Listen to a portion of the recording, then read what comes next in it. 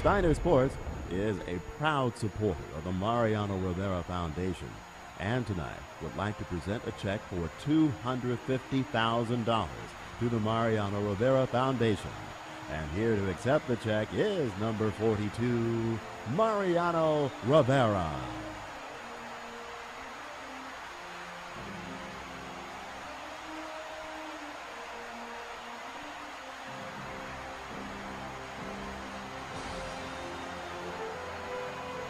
In addition, Steiner Sports would like to present Mariano with a custom knife set. Mariano, of course, made his career with his signature cutter pitch on the mound. Now, in his retirement, he will have the perfect cutter in the kitchen. Thank you, Steiner Sports. You could be anywhere doing a lot of different things, but you chose to be here. Some shows don't need a celebrity narrator to introduce the show, but this show does. In a world filled with endless opportunities, why would two men who have built 13 multi-million-dollar businesses altruistically invest 5 hours per day to teach you the best practice business systems and moves that you can use? Because they believe in you, and they have a lot of time on their hands. They started from the bottom, now they're here. It's the Thrivetime show starring the former U.S. Small Business Administration's Entrepreneur of the Year, Clay Clark, and the entrepreneur trapped inside an optometrist's body, Dr. Robert Zillner. 2 men, 8 kids, co-created by 2 different women, 13 multi-million-dollar businesses. We started from the bottom, now we're here. We started from the bottom, and we'll show you how to get here. Started from the bottom, now we're here. We started from the bottom, now we're here. Mr. Clyde started from the bottom, and now we're at the top, teaching you the systems to get what we got. Colton Dixon's on the hooks, I break down the books. Z's bringing some wisdom and the good looks. As the father of 5, that's why I'm alive. So if you see my wife and kids, please tell them hi. It's the CNC up on your radio, and now 3, 2, 1, here we go. We started from the bottom, now we're here. We started from the bottom, and we'll show you how to get here. Started from the bottom, now we're here. We started from the bottom, now we're here. We started from the bottom, now we're here. Folks, on today's show, we are interviewing the king of sports memorabilia. So maybe you're somebody out there, you're into collectible baseball cards, basketball cards, signed baseballs, signed footballs, signed jerseys, signed trophies, World Series rings, NFL rings. This is the guy who knows what's real, what's not real. He knows bogus, he knows real. Authentic. If you're looking for authentic sports memorabilia, this guy right now on today's show, Brandon Steiner. Brandon Steiner, folks. This is the man. He's the king of sports memorabilia. Brandon, welcome on the Thrivetime Show. How are you, sir? Well, first, thank you. Glad to be with you today. It's a beautiful day. And my new company, CollectibleXchange, which most people know Steiner from Steiner, which 30 years. But now CollectibleXchange has been, this is our 6th year. It's unbelievable. It's amazing. So can you tell us, and I'm going to be taking some notes here because I'm very curious, how did you get into this business? Walk us through your history. How did you get started? I mean, it's probably not going to be the sexy story that maybe you want to hear, but I marketed players.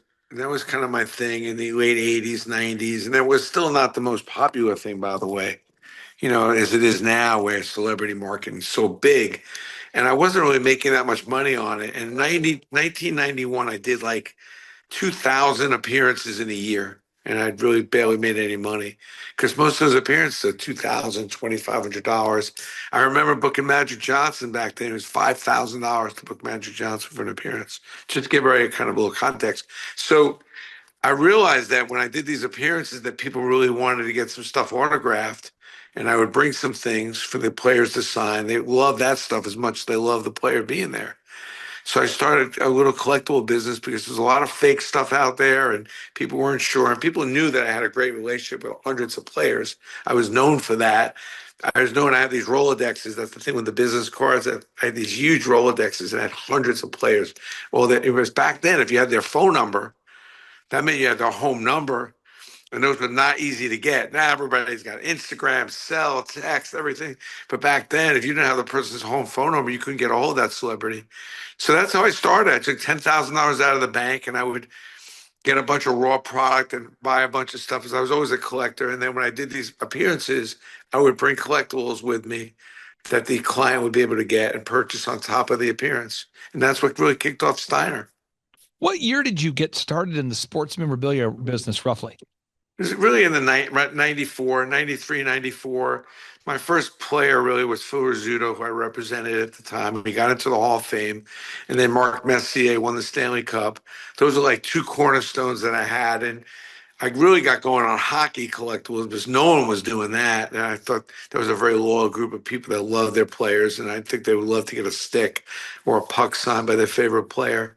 It sounds very easy now, but back then people were like, who's going to buy that?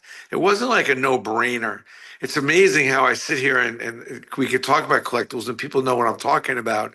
But if we roll back and did this interview back in 92, 93, like nobody really understood. It was a very small little niche hobby that I was really, I get a lot of credit for, making that hobby and turning it into a business. And there's a whole bunch of different things along the way that have happened, those aha moments, which I never saw coming. So, I think most people, maybe had a strategy or a plan about how this is going to blow up. I had no plan, no strategy. I really was a player marketer, knew I was a good promoter, and I know people liked this kind of stuff. I had an early indication that people liked getting an autographed ball, or if they met a player, they would get something signed. I knew that would be a big thing. I didn't realize it was going to end up being this big. Now you had unique partnerships and have unique partnerships, but you teamed up with guys like Derek Jeter, Mariano Rivera, the great Muhammad Ali. Can you walk us through about how you started those partnerships or what those kind of looked like?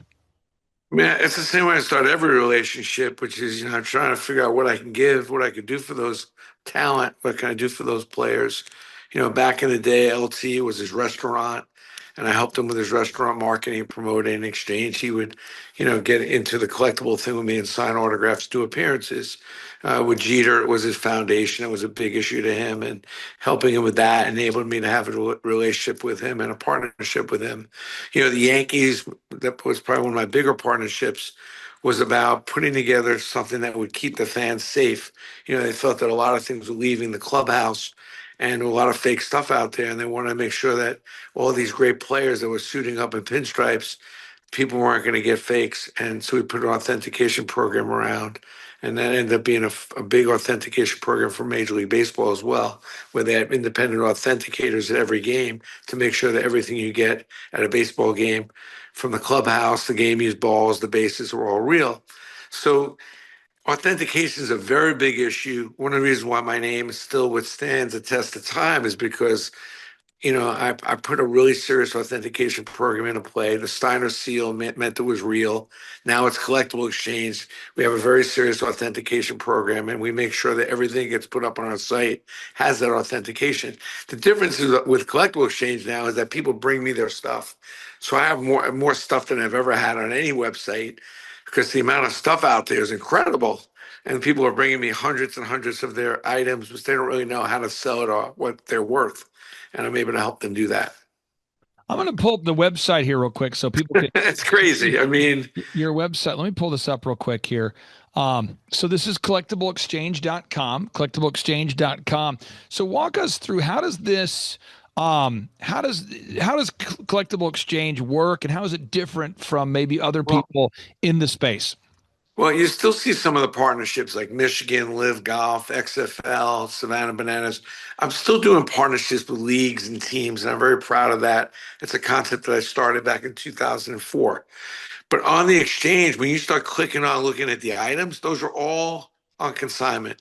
The difference is with me versus like an eBay is all the items are brought to our office for us to verify, make sure the authentication is right, and make sure we can verify everything that is what it is, so you don't have to worry. So we have an open marketplace, but you have to send your stuff into us in order for us to look at it first. So when you look at our site, there's not a lot of dopey, stupid stuff on there. We don't allow that. And and again, if you want the stuff up on our site, it's got to be sent to us for us to view. That's a big benefit. Now, you actually purchased the old Yankee Stadium back in the day. And back then, I think in 2008, you purchased the old Yankee Stadium. Why did you purchase the old Yankee Stadium? What did you do with it? Walk us through that whole situation. Well, first, I just want to say that in the notes, we got to put this for the viewers. If they want a free copy of my book, I've written four. In my You Gotta Have Balls book explains the whole Yankee Stadium thing because it is such an unusual treasure that I broke apart. But I also want to mention it was probably one of the stupider things I did too, by the way. I mean, I give myself a lot of credit, but I'm not afraid it, that was a very overwhelming project. Because it was such an important stadium, one of the most famous stadiums maybe of our time, and a lot of greatness occurred in that stadium. So there's a lot of parts of it that most people wouldn't realize was extremely valuable. But it was very daunting because the city owned it at that time. So we had to buy the stadium from the city, and then we had to kind of take it apart. And there's unions and there's people, and it's not easy to pull stuff out of a stadium that's right near the train tracks on the L. So it was a very, very daunting project. I've done six other stadiums along with the Yankees. So, but the Yankees are the most famous one that I've taken apart from the seats, the foul pole, the grass. I've sold more grass than anybody can imagine legally. We've lifted the grass up from the last game of the field and freeze dried it, which is amazing. Bricks, the black when Reggie Jackson hit the home runs. We took the whole clubhouse apart, the lockers, the carpet. We made doormats out of it and car mats out of it. I mean, it was really a fascinating project. I'm so proud of it because I know how important it was to people. And I made sure that we gave that stadium all the respect. And the Yankee fans, there's nothing like them. So I wanted to make sure that everyone, from $1 to $100,000, you were able to get a piece of something from that stadium that a lot of Yankee fans put their heart and soul into over the years. I'm going to pull this up real quick. That book you're referencing, I believe, is You Gotta Have Balls. That's the Brandon Steiner book. How a kid from Brooklyn started from scratch, bought Yankee Stadium, and created a sports empire. Could you share with us, I mean, over the years, what are the athletes that you've had the opportunity to work with? For people out there that are not familiar with your story, just who are some of the athletes? I know in the background, even in the background of this video right now, you've got framed pictures on the walls everywhere. Who are some of the athletes you've had the pleasure of working with directly over the years? Well, I've secured over 40 million autographs. I mean, just to give you an idea, you mentioned Muhammad Ali. Walter Payton was one of my most famous opportunities, rest his soul. Mickey Mantle, Derek Jeter, you mentioned Mariano Rivera, Eli Manning, Bubba Smith was another really great one, Mark Messier. There's not many athletes that you can name that I haven't worked with, but I had at one point well over 100 athletes under contract and doing all kinds of crazy stuff from Mark McGuire, Keith Hernandez. I mean, it can go on and on. Darryl Strawberry. And then, some really big names too, from the 80 Olympic team, the hockey team. I was really known for putting teams together. So if you won a championship or you were part of a 10,000-yard rusher or MVPs, I put all these teams together, which are not easy to do. But as a collector, it's very hard to go get 20 or 25 members of a 3,000 hit club or a 500 home run club and that kind of thing. But getting guys like A-Rod and Muhammad was probably one of my most favorite relationships. I mean, just amazing to work with somebody like him. So it's just, I think, with the athletes is having the ability to put together a collection around their whole career, not just at the moment of what they're doing, but going back to many of them in college, high school, growing up, little league, and really getting yourself really around all their accomplishments, all the moments of time that equals, what their career was. And I had a good vision about how I saw that. I didn't just see the athlete for their one accomplishment, whether they just won a championship or not. But usually a big part of putting a big collection together around a lot of the players I just named usually did circle around and winning a championship or doing something really above and beyond, which comes, I think memorabilia is remembering the moments. And those are important to people. Like when you think about the birth of your child, getting married, those are the big moments. But usually most people have a sporting event where you know where you were, and whether it was your first game with your dad or whether it was your where the shot heard around the world, or even these games recently with Toronto and Los Angeles were amazing, and those are games that would be for the record books, to always be remembered. One of the great World Series. So I think why not relive those memories? And one of the things that I was that I still do, and I'm really more known for, is the replication of what was going on in those moments, starting with a photo. But if Wayne Gretzky's first goal ever, why not replicate the Hespedar hockey stick that he used? You know what I mean? Why not use the Louisville hockey stick that Mark scored his 500th goal with? So if you couldn't afford the real goal, the stick, at least you were able to get a stick that replicated, looked exactly like it, that Mark would sign and write an inscription on it. Who, as far as the guys you've worked with over the years, when you think about maybe working a signing event with Muhammad Ali or Magic Johnson or some of these great names, who are some of the most fun or gregarious guys to do a signing with? Like, who are, if you're looking back over your historic career, do you have a handful of guys where you go, okay, that guy, he could light up a room? Oh, so many. I mean, so many great stories. Ozzie Smith was amazing. Loved working with him. Bubba Smith, by the way, was a lot of fun.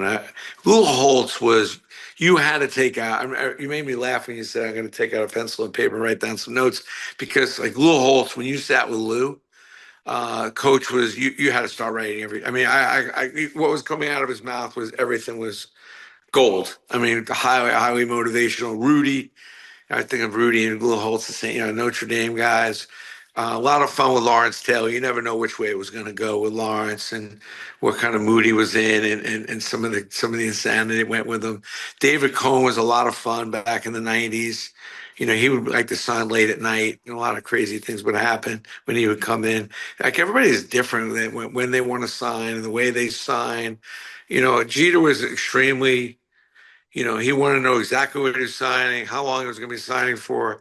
And I think what you see is what you get. He was extremely professional and organized about what we went about with him. Fun was probably not the word I would use.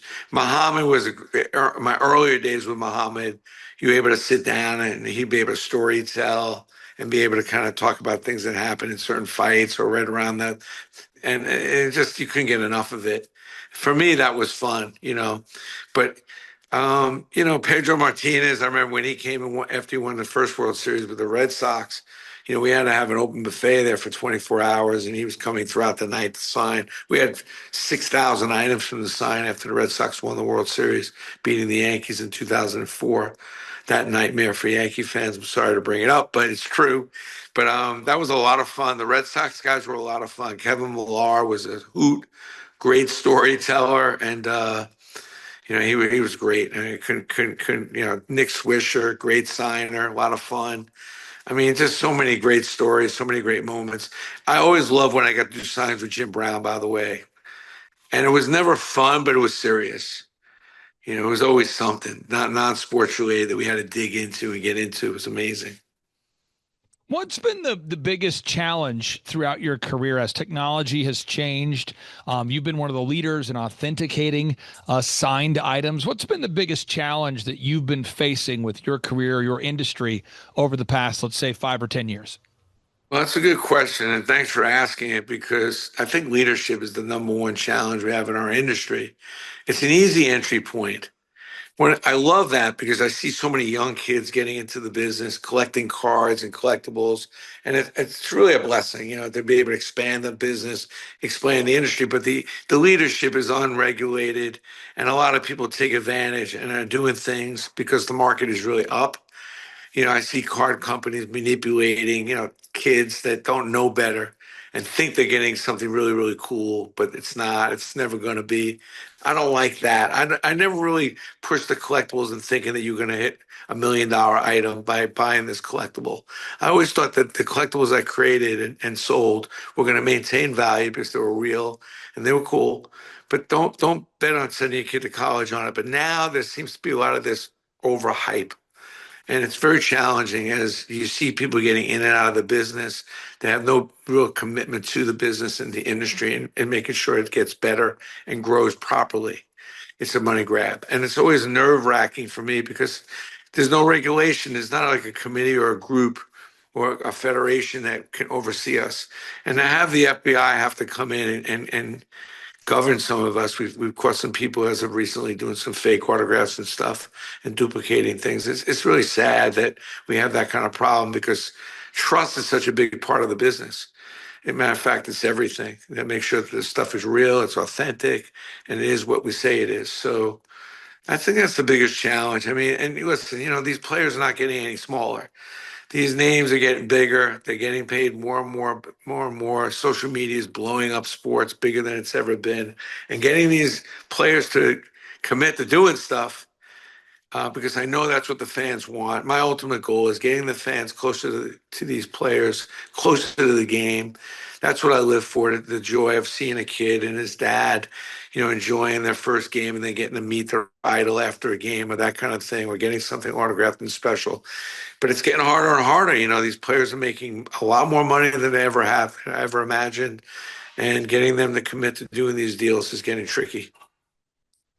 In terms of where you see your career going or what you're doing with your business, now, tell us about the next couple years. What do you have planned with your organization?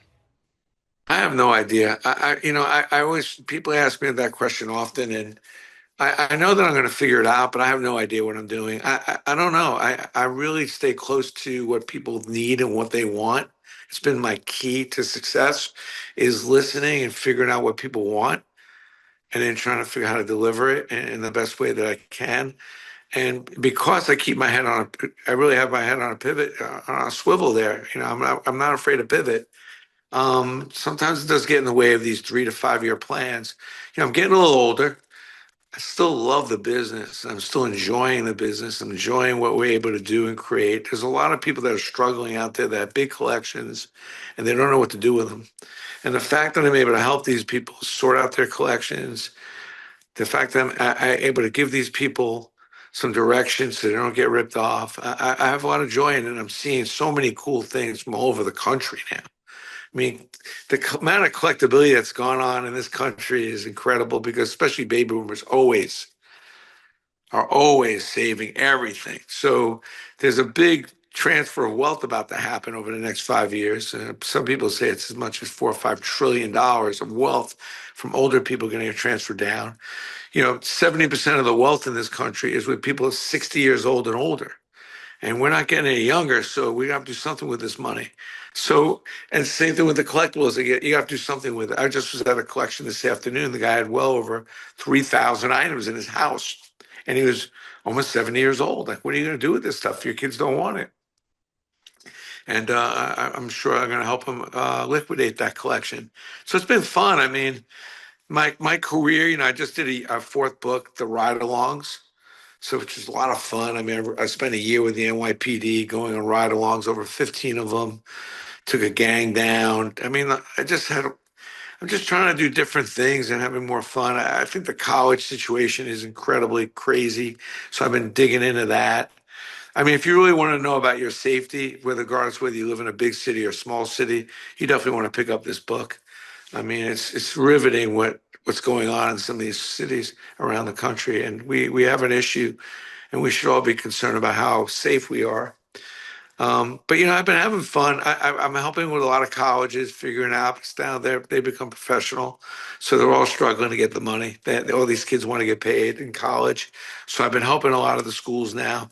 I just signed St. John's, Syracuse, Michigan. I have a bunch of colleges that I now work for, and I've been doing a really, really, really good job for them. What's nice is everything's on the table now. We don't have to. There's no like hiding or side deals. The kids are getting paid. They want a lot of money. The school should give them a lot of money, and I'm easily able to help them make money so they can give the kids the money. So right now, I mean, you're involved in college like in a way you couldn't be before. Can you give us an example? Maybe you want to name names, maybe you don't. But can you give us an example about how a college athlete could be paid now for sports memorabilia where they couldn't be, let's say, 10 years ago, 20 years ago? Oh, I mean, if you got caught selling a jersey, you get thrown out of school. And now kids are signing autographs, at the corner store.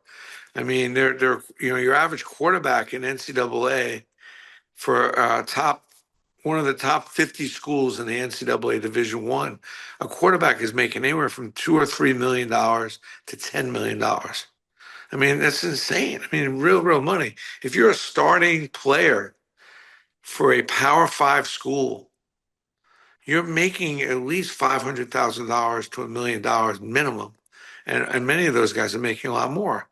And now it's starting to spread where the schools have $20 million to spend. This just recently happened. So you see some of the money transferring over past football and basketball.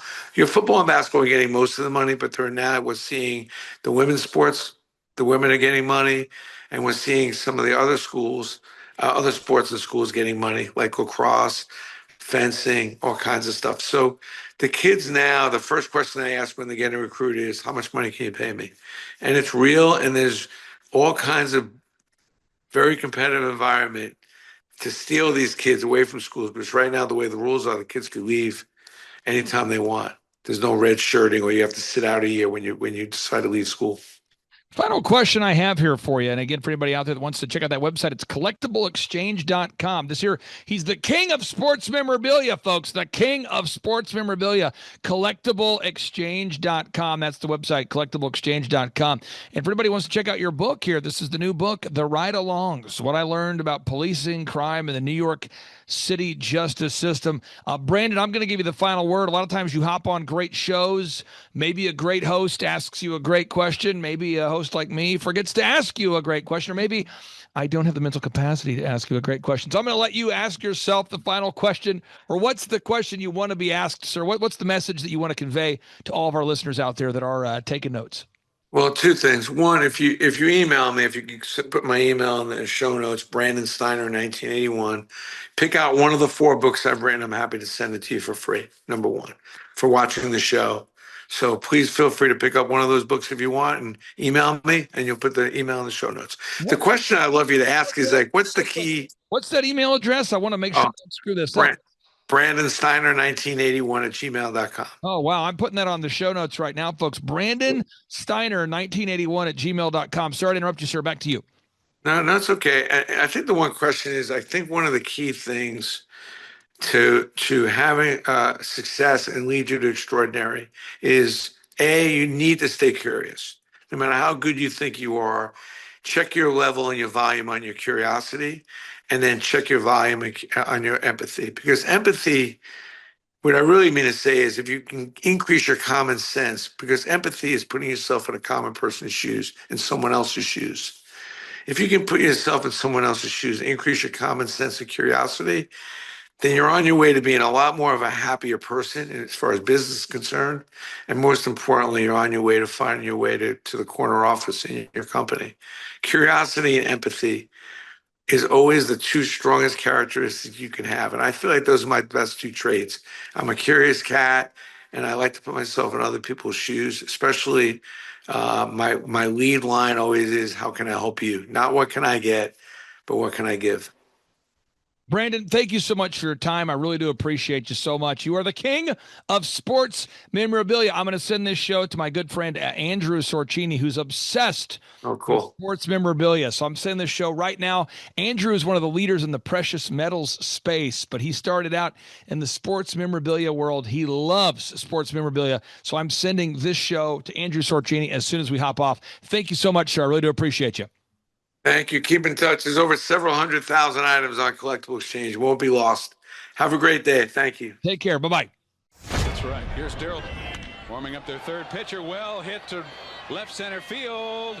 Out of here. Darryl Strawberry's first major league home run. Strawberry goes to the opposite power alley with great authority. It's a 2-run home run. And now the Mets are out in front 7-1. Well hit to left field. Back is Bonds. This ball is out of here. Darryl Strawberry with home run number 38, and that is an all-time Mets record. Yes, yes, yes, and yes. Thrive Nation, on today's show, I am so excited, so fired up to interview a man that I cheered for as a kid, a man that many of you know about, a man that my father loved the swing of this guest. My dad was a big baseball fan. He was a Little League World Series kind of phenom at the age of 12. My father played in the Little League World Series in 1965. And he loved himself some Darryl Strawberry. And with that being said, Darryl Strawberry, welcome onto the Thrivetime Show. How are you, sir? I am great, Clay. Thanks for reaching out and having me on the Primetime Show. So, brother, I got to ask you, first question I've got here for you is how good of a basketball player were you in high school? People know you as the baseball guy, but how good of a basketball player were you in high school? I could have went either way. I think most people don't even realize that. I was just getting going in high school playing basketball, and a lot of colleges was coming to see other players play, and this is out of Crenshaw High. And they were always asking the coach about me, and the coach, Willie West, was my high school coach, and he just told them, don't waste any time. He's going probably in the first round of baseball, so he's not going to probably play any more basketball after high school. So I was pretty good. I got going, and it got better and better, and you just get better. I could have went to college and probably developed more and became at the next level. So what position did you play in high school basketball? I played the forward. I was 6'5", and I played the forward. Okay. Did you have some pretty nasty shooting forward? Did you have some pretty nasty dunks? Did you ever pull off some pretty nasty in-game dunks? I did. I pulled off some great dunks. I dunked on quite a few people, and I think a lot of people were shocked, to see the kind of skills that I had. And I was, a versatile player. I could shoot and, I could defend, and I can get up. I had some hops, but I don't have any hops left in me now. Okay, now I got to ask you, were you a two-hand dunk kind of guy? Or were you like an old-school Larry Johnson, Hornets kind of dunk guy, the two-hand guy? Or were you the one-hand guy? What was your preferred method? I was more of a one-handed guy that wanted to just throw down with my left hand, and whoever was, trying to defend it, stop it, I wanted to make sure I got the dunk right on them. That's the kind of player I was in high school, and it was really fun. To see me jump from that level in my senior year and become just this awesome player, for our city championship team. Now, you went on to obviously focus on baseball, but how good of a baseball player were you in high school? Baseball came very easy to me, not just only in high school. At the beginning of Little League and, at the age of, I think I started late. I didn't get on the fields till about 15, 16 years old, and I started to really blossom in that in such a different way. And a lot of coaches saw me and they were thinking, man, this guy's great. I was a left-hand pitcher and throwing curveballs, and they was like, don't throw curveballs, you're going to hurt your arm. And I got off the mound. I didn't really want to stay on the mound. And I played in high school, I played right field and I pitched a little bit. I had some really good, fun high school baseball in Southern California at Crenshaw. We played against Pacific Palisades, Jay Schrader. He was a quarterback for the Redskins or the Raiders, and we played against him in high school, and we played against Elway in '79. John Elway. We lost to them in the city championship in baseball in my junior year in high school. And most of the scouts didn't realize I was a junior, and they asked the coach, "Hey, who's the linky left-hander you got?" He goes, "He's a junior." He goes, "He's a junior," and he got another year. And then I came back my senior year, and then it was like 50 scouts out there my first game to see me play in my senior year of baseball. And how would you describe your baseball batting stance? How would you describe your approach to, you get behind the plate, everyone's kind of got their own, for anybody out there who hasn't played baseball before, as a baseball player, a lot of times players will develop their own routine, their own kind of mindset. What was your approach when you would step up to the plate? I'm the man. Be as confident as you can in yourself. Some people say it's cockiness. No, it's not. It's confidence. It's believing in yourself. Those that make it and want to become great at what they do, they're very, very comfortable in their own skin. And that was me. I was very comfortable in my own skin. And I was able to master myself as a hitter and have the confidence in that nobody was going to beat me, no matter what. Even if you beat me the first time, you're not going to beat me the whole game. Yeah, and then if I go take a 0 for 4 and I face you again next time, you're not going to beat me. So that's the kind of approach I had as a player coming through, Little League and high school and getting myself into the minor leagues. And once I got to the major leagues, it was over because I developed the ability to understand the game, from the on deck circle and realizing, watching the game and watching the situations, because I always watch situations. And that's why I was a guy that hit a lot of home runs and drove in runs, because I knew that I was going to be capable of getting a pitch that I can drive out of the ballpark.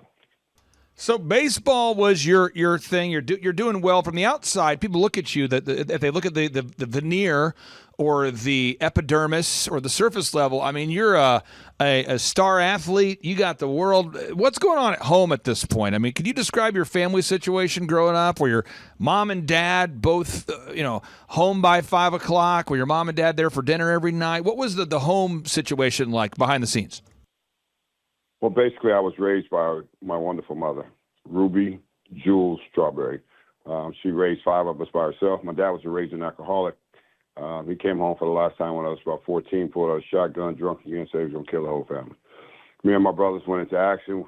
We darn near killed him. Had it not been for my mother getting us out of the house, we would have killed him that night. I always tell people it could have been a tragedy in my life before I ever put the uniform on. So I was already broken before I ever put the uniform on. And what people need to realize that brokenness is real, and it runs in families. And a lot of times people just cover it up and nobody gets well. And for a long time, that was the same story for me, being broken and covering it up like I got it all together, but I really didn't have it all together. I was, went to the major leagues and played the highest level, but I was still broken because I never got healed. Healing has to take place in a person's life for real, for them to experience a real life. And I didn't experience that throughout my career. So I looked good from the outside, but my whole inside of who I was burning up and yearning for, who am I, trying to identify myself. That's why a lot of us, we cover up our life about who we are, and we pretend like we had this white picket fence we live behind. And that's not true. That's not a real reality. Everybody's got something. You got to go through something. We don't know why, but you have to figure that out. It is part of everybody's journey. And those that figure it out will get on the other side. But those that don't figure it out, they'll still be searching, trying to search for more. And that's why you see so many in the famous life. They always searching for more. And people say, well, what's wrong with them? They have everything. Having everything does not make you well. It just makes you have a bunch of stuff, and you got to pay more bills, and then you buy more stuff, and it's trying to fill that empty void on the inside. And so many of us will go in this life as a celebrity, and we will experience that. And some will come out, and many won't come out. They'll still be stuck in the same place with the wrong identity. So just to be super clear, if we can all visualize this, you're in high school, you are the best athlete or the most known athlete or one of the most prolific athletes for sure in your community, perhaps in the United States. You're all that's going great there on the outside, but on the inside, your home life is terrible. What would you do when you'd come home? At that point, were you experimenting with alcohol or any drugs during high school, or were you drug free at that point? Or just kind of walk us through what that was like at home. No, I came from the broken situation, and I always say lawlessness brings about brokenness, and keeps bringing a broken generation until somebody really get healed. And I wasn't healed at all. I was already smoking marijuana when I was 14 years old, and I was drinking alcohol because I was disturbed inside. I got kicked out of, I think, 4 junior high schools, and they just moved me on into high school after my junior high school. They just said, we can't take it anymore, his behavior and doing all kind of crazy things. And, smoking weed every day to walk to school. So after that process was over, then I went to high school, and I was still busy with the drinking and smoking throughout the whole time in high school. Not every day, because I was playing sports, and I would channel my energy into sports. I played basketball, baseball, so I had to be disciplined. My basketball coaches brought a lot of discipline in me. A man by the name of Joe Weekly and a man by the name of Willie West. They brought a lot of discipline in me, and then my baseball coach brought a lot of discipline too. It was all black school, and he was a white coach, and he was the only white coach that I ever had, coming up like that, and he brought a lot of discipline. His name was Brooks Hurst. So I found myself coming to learn things through these coaches. And I think a lot of athletes have done that before. Coaches become your father figures. A guy by the name of Mr. Mosley, Earl Brown, all these guys I played with in the summer became father figures to me to help me navigate my way through this life of playing sports and trying to help me to become a man. I struggled with that for many years because my father used to beat the living crap out of me and said I would never, ever amount to anything. And I believed it until I actually put the uniform on, then I believed that I was great at what I wanted to do as far as playing for Crenshaw High, basketball and baseball, and then going on from there, being drafted and getting settled into the professional sports.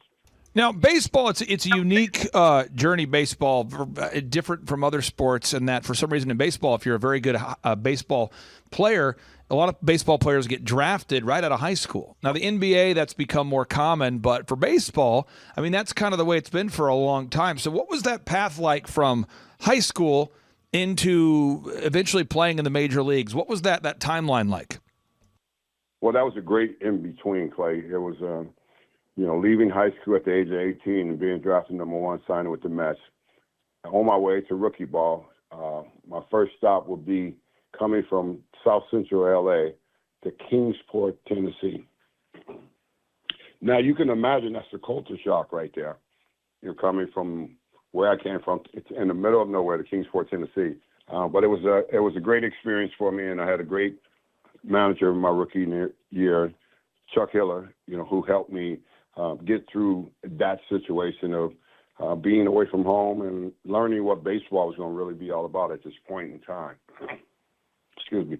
But I went from the next year, in 1981, I went to Lynchburg, Virginia. Oh, my God, that was a really culture shock right there because I had to deal with some really, really nasty fans, calling me boys and this and the N-word and saying that you're not that good, and my manager was Gene Dusan. He just kept me calm as ever not to look up there. He just said, do not ever look up there.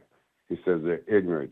And because he knew if I looked up there, I probably would have ran up there with my Louisville slugger and probably started eliminating people, and he didn't want that to happen. So I had those coaches lined up in place for me during that time to get to where I needed to get. Then in 1982, I went to Jackson, Mississippi, and I played with Gene Dusan. He was my manager again. And I became a baseball player that year. I hit 34 home runs and stole 45 bases. And I think the Mets organization was just thrilled. They said, we got the right guy. He is our guy. He's going to be the elite player to come to the major leagues one day after they saw that 82 season. 83, I started off in AAA called Tidewater.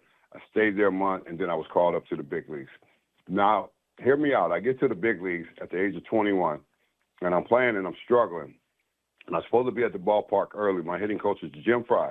I'm supposed to be at the ballpark at 1 o'clock. I show up at 3 o'clock. Jim Fry is a small guy, and I'm 6'5". And when I got to the ballpark at 3 o'clock, he got in my face and said, kid, I am never going to wait for you again. If you ever want to be a great Major League Baseball player, you will be at this ballpark early every day. He challenged me in a way that I just realized, man, I don't care how talented I am. I need to be here early. I need to be working. And I did from that point on throughout the rest of my career. And I would go on and have a great career, rookie of the year, 4 times World Series champs, all-stars. I do all that. Jim Fry is passing away, and somebody ran into me and said, Jim Fry was your hitting coach, and he loves you. And he know you love him. And I said, yeah. I said, do you have a number? He's sick. He said, yeah, he's close to dying. I said, do you have his number so I can reach him? He gave me his number. I called him, and I said, Jim, Darryl Strawberry. I said, he's like, what's up, kid? I was like, I just need to tell you thank you. Thank you for not giving up on me. Thank you for helping me. Thank you for encouraging me. Thank you for believing in me. And thank you for teaching me how to be a Major League Baseball player. I said, my career went on to be successful because of you. It's not just because of me having talent. Yeah, I had to do it, but it was because of what you gave me. You gave me some valuable principles about how this works. See, and that's what's important and what a lot of people don't understand other people. You don't just make it yourself. It's the people around you. My number is retired and hanging up in Citi Field. Nobody will ever wear number 18 again. And that's because of all these coaches that I just talked about with you, and Davey Johnson and Bud Harrelson and Bobby Valentine, Bill Robinson. All these guys had a great impact on me and led me to be the kind of player that I turned out to be. I'd love to interview you for 8 consecutive hours because there's so much to unpack, but I want to respect your time. So I have two follow-up questions on this here. I have found in my life, in the world of business specifically, that amateurs do not have coaches and professionals do have coaches. You know, so when you look at a guy like Kobe Bryant, who played at the top levels of the NBA, or you look at Michael Jordan, these guys both had a strength coach. And a lot of people don't know that. I mean, these people had Tim Grover was the strength coach for both Michael Jordan and Kobe Bryant. People look at your career and they see the success, but they don't see the coach that you had. Could you kind of maybe speak into someone's life out there who's maybe struggling in an area, whether it's, you know, accounting or sobriety or fitness or whatever area of their life where they need a coach, but they're resistant to being coached? Yes, I think that's because of lack of confidence. Most people believe that they have to do it all on their own, and nobody does it on their own. Great athletes don't do it on their own. We have coaches to help us, and that's the behind the scene. People just look at us run out there, and they look at our performance and everything. Yeah, we're great at that, but you know what? Somebody's been behind the scene pushing me to get to that, and that's what people need to do. Learn about their own self and business or whatever it may be you're trying to achieve. You can't achieve the next level just by yourself. You need somebody to guide you and help you navigate yourself through the challenges, because the storms of life is going to come. And when you get in the middle of the storm, if you don't have nobody there, you're going to drown. And I think that's why people don't achieve success most of us as great athletes, is because we have that behind, and we know that's our motivation right there behind us. And I think if people can relate to that and allow someone to be into your life, someone that's not going to sugarcoat it, someone that's not going to tell you you're great all the time, someone going to tell you need to get off your butt, you need to hustle, you need to work hard. And if you do, you will be able to achieve. That's what most people don't have. And I think that's the challenge of most people. If they challenge themselves to allow somebody else be a voice inside of them, then they can become all that they want to be. Now, follow-up question I have here for you about baseball for a second. I want to get into this. You stole 45 bases. You mentioned, you hit 35 home runs, stole 45 bases. We had Will Clark on the show, the famous San Francisco Giant Will Clark. We had him on the show, and he was known for being an aggressive slider. Like, he would slide into second base in a way that nobody was able to turn a quick double play on him without having to leap over his very aggressive slide. Did you have an aggressive approach to sliding into second? Oh yeah, I'm going to tear you up. I'm going to kill you, even at the plate. If you're a catcher and you're blocking, I'm going to run you over. That's the nature of baseball. They have changed it. It's more of a different type of game. We don't want to get people hurt. It's part of what it is growing up and playing and knowing how hard you have to play to beat the other team. Because one thing I can say about me is when I see the other team, I do not like them. It's nothing personal, but I do not like them. My goal is to beat them. And now if I got to go in and break up a double play, and I did that many times. I tried to get Ozzie Smith. I couldn't get him on a double play. He saw me coming in hard, and he hopped over me. And I turned around and looked back at him, and he just threw his finger up and waved it at me. He said, next time I'm going to make you get down, I'm going to throw it underneath and make you get down, because he knew I was coming hard. That's part of baseball. And guys, back in our time of playing in the 80s with Will the Thrill, he's right about that. I'm going in hard to break up this double play, or I'm going in hard coming around third. And that catcher, I see him straddle over that plate, I am going to try to kill him. Just like Pete Rose ran a guy over, but it was an all-star game. But that's the nature of what baseball is truly all about. Have they gotten away from that? Yes. A couple of guys got hurt, with guys going in, breaking their legs, and they changed the ruling on that. You can't run over the catcher. What do you mean I can't run over him? He's got all that gear on. He's trying to block me. I need to run him over. So that was just part of the time when we played in the 80s, and it was fun to be able to do that. Amen to that. Now, Daryl, switching gears again here. I mean, you ended up having a massive success, and you ended up, doing drugs, and there's all sorts of stories about the women and the drugs. And could you kind of walk us through how crazy was your life at the bottom? I mean, when you're statistically maybe at the top, but when you're doing copious amounts of drugs and all the women, and how crazy was your life there as you were pursuing happiness outside of a relationship with Christ? Yeah, well, you're trying to pursue happiness in the natural and in your flesh. Your flesh is stupid, and it's going to do whatever it tells you to do. I don't care who you are. I don't care if you're rich, famous, and privileged and living. You have a tendency of doing whatever you want to do. And I always tell people, so you can pick your sins, but you cannot pick your consequences. The consequences of life is real, and the life was crazy. The life was fun. And people say, well, why was that so different? It was because I was a sinner, just like everybody else. What do sinners do? They sin and get lost. You're lost in everything that's out there, worldly things, women, drugs, money, fast life. And then it's not until you come to a place of being changed and transformed. And I wasn't transformed when I played baseball. I was just a baseball player. I had a uniform on, but that didn't make me a man because I didn't realize what a man's supposed to be like. Because they tell you, well, you rich and you famous, or you have everything, you can do whatever you want. That's not a real reality.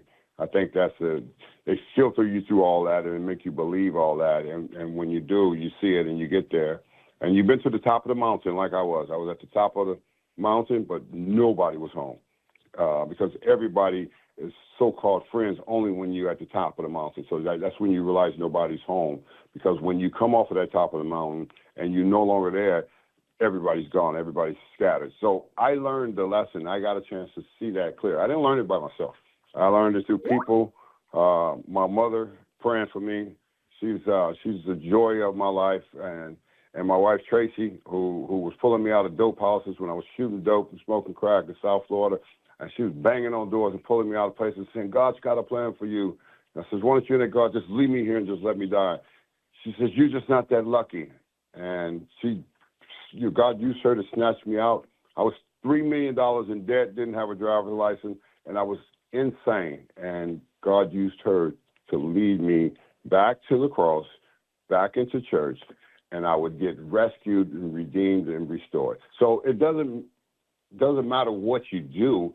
It's a point of knowing who you are in that particular time of your life. Most people will never identify who they are, what's wrong with me. What's wrong with me is I'm broken and I need a savior. I'm not the savior. My money cannot save me. My house cannot save me. I need something greater than that to save my life. And I would eventually come to that because of my wife leading me back into the church house.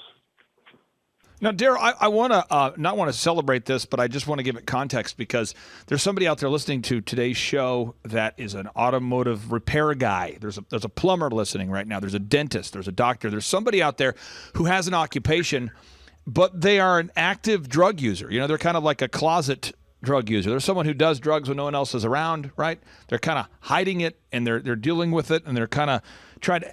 Were you doing drugs like before games, in games, after games? How prominent at the bottom were you in terms of drug use? I mean, how crazy of a lifestyle were you living? Because you were on a team with, Doc Gooden, Kevin Mitchell, so many great players. You're in New York, the Big Apple, the world's watching. You're some of the best players in America. Were you guys doing drugs pregame, during the game, after the game? How crazy was it? No. One thing most people don't understand, people talk about people using drugs. You become addicted to it, and you become an addict. And it's not the last thing in the world just because you're an addict. So many people suffer from it. It's an addiction. No, I would never do drugs when it was a game. When I was performing, I was performing. I was natural. I didn't have to use drugs. I had to use drugs once I got off the field. When I went out to the nightlife and drinking and drugs and women, all that becomes a part of it. The average person will be like saying you're a loser because you did drugs. No, I'm not. How many people have died from doing drugs? They didn't win the battle. I'm still here. So I won the battle, and it wasn't about me, using drugs to perform. Yeah, did I take amphetamines when I played? Yes, but I did not use cocaine or any of those other drugs when I was playing baseball. It was never a need for that. What would I need that for when I'm on the field? When I'm on the field, when I was performing, I was in paradise. I was in heaven. And when I was off the field, I was empty. I was lost. I was broken. I was trying to fill the empty void with all these other things, drugs, women, cars, money in your pocket, jewelry, whatever players are, a doctor or a plumber or somebody thinks they're hiding. You send they're hiding. You're not hiding. You're hiding from yourself. If you're using, that's just the way it is. I mean, I was no different than anybody else that's thinking I'm hiding and nobody knows. You know, and you know it's a problem. And it's not until you decide to fix the problem and get the proper help that you need, which is there, which is available, and it's through other people, and it's not through you having the knowledge to fix yourself, because you cannot, because you constantly continue to go back and still use drugs and drink alcohol when you know it is deadly for you. Now, Daryl, your friend and mine, Mayor Rudy Giuliani, he speaks so highly of you. And I know he always has told me that you were a great guy. Like, you were just a great guy, and he really wanted to see you do well. And there's been a handful of people that I've met over the years that claim to have known you and known you well. And everybody said that, Daryl was a good guy. At his core, Daryl was a kind person. You saw the way he interacted with fans and teammates and media. He was a kind person. But then he was fighting this battle. And so for somebody out there that's maybe feeling like they can't overcome that battle, can you walk us through what was your transformation like in terms of finding Christ? And maybe you could tell us more about how your wife led you to Christ, because I want to really fill somebody's mind here with hope that no matter how bad it is, they can actually overcome these things. Yeah, I mean, I'm very thankful for all the people that you run across and said that, because I was kind. I was just a broken kid. I came from a good place. My mother was a wonderful woman. She raised me right. I'm the one that made a decision to live a heathen lifestyle. And you pay a price for living a heathen lifestyle, no matter who you are. But being able to get over it and become the person that I am today it has to do with my wife leading me back to church, and having me sit in church for 7 years and go through discipleship.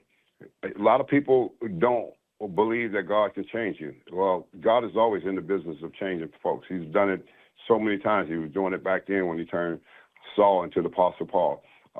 So he got a hold of me and through that period of 7 years of discipleship, and he changed my heart, and he changed my direction. He changed the course of my life, that I would work for him and I would not work for man. I got the greatest job working for him, because the thing about when you fully come full circle and you commit yourself to Christ and make yourself all the way in, and you don't straddle the fence. You don't be wishy-washy. I was wishy-washy like everybody else, like a lot of athletes get on TV and say, I want to thank God, but then after the game's over, you're somewhere in a club drinking and doing the electric slide.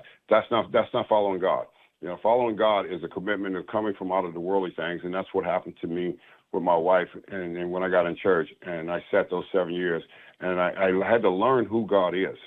And I think most people don't want to learn who God is. They want to know who they are. But if you learn who he is, then you'll learn who you are. And that's the message to somebody out there. You have to learn who he is so he can show you who you are. He cannot show you who you are if you're not in a relationship with him. It wasn't until I got in a relationship with God, then God revealed to me who I was and the purpose of my life. The purpose of my life was not baseball. That was just a platform. The purpose of my life is what you're seeing today. Darryl Strawberry, the evangelist, traveling in the nation, preaching the gospel, winning souls. There's a great purpose for all of us that he created us to do his will. A lot of times people entertain their own will and their own selfish ideas of saying, look at me. It does not last. I don't care if you have everything. Eventually, you're going to end up feeling that loneliness and despair and that brokenness on the inside. And you're going to try anything to try to fix that, and you can't. I tried everything. And it wasn't until I came to the symbol of the cross. You got to understand the symbol of the cross. The symbol of the cross, Jesus hung on that cross. What folks don't understand, that Jesus is a holy man. There's nothing lacking in him. There's nothing short in him. And when he hung on that cross, then he shed that blood for us. He shedded it so that we would be able to experience this life of his blood that he would pour into us, that would purify us and liberate us and bring us to a great purpose of living and fulfilling the promises over our life. We all have that promise over our life. It's just a matter of entering into it. You know, one of the things, and again, I want to respect your time, but I'm infinitely interested in you sharing your testimony here.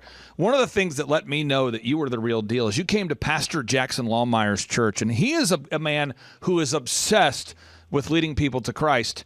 And you are a man obsessed with leading people to Christ. And I watched when you finished your speech, when no one was looking, no one was around. You finished sharing your testimony. You finished sharing the gospel with people. You finished evangelizing. No one's around. No one's watching. The cameras are off.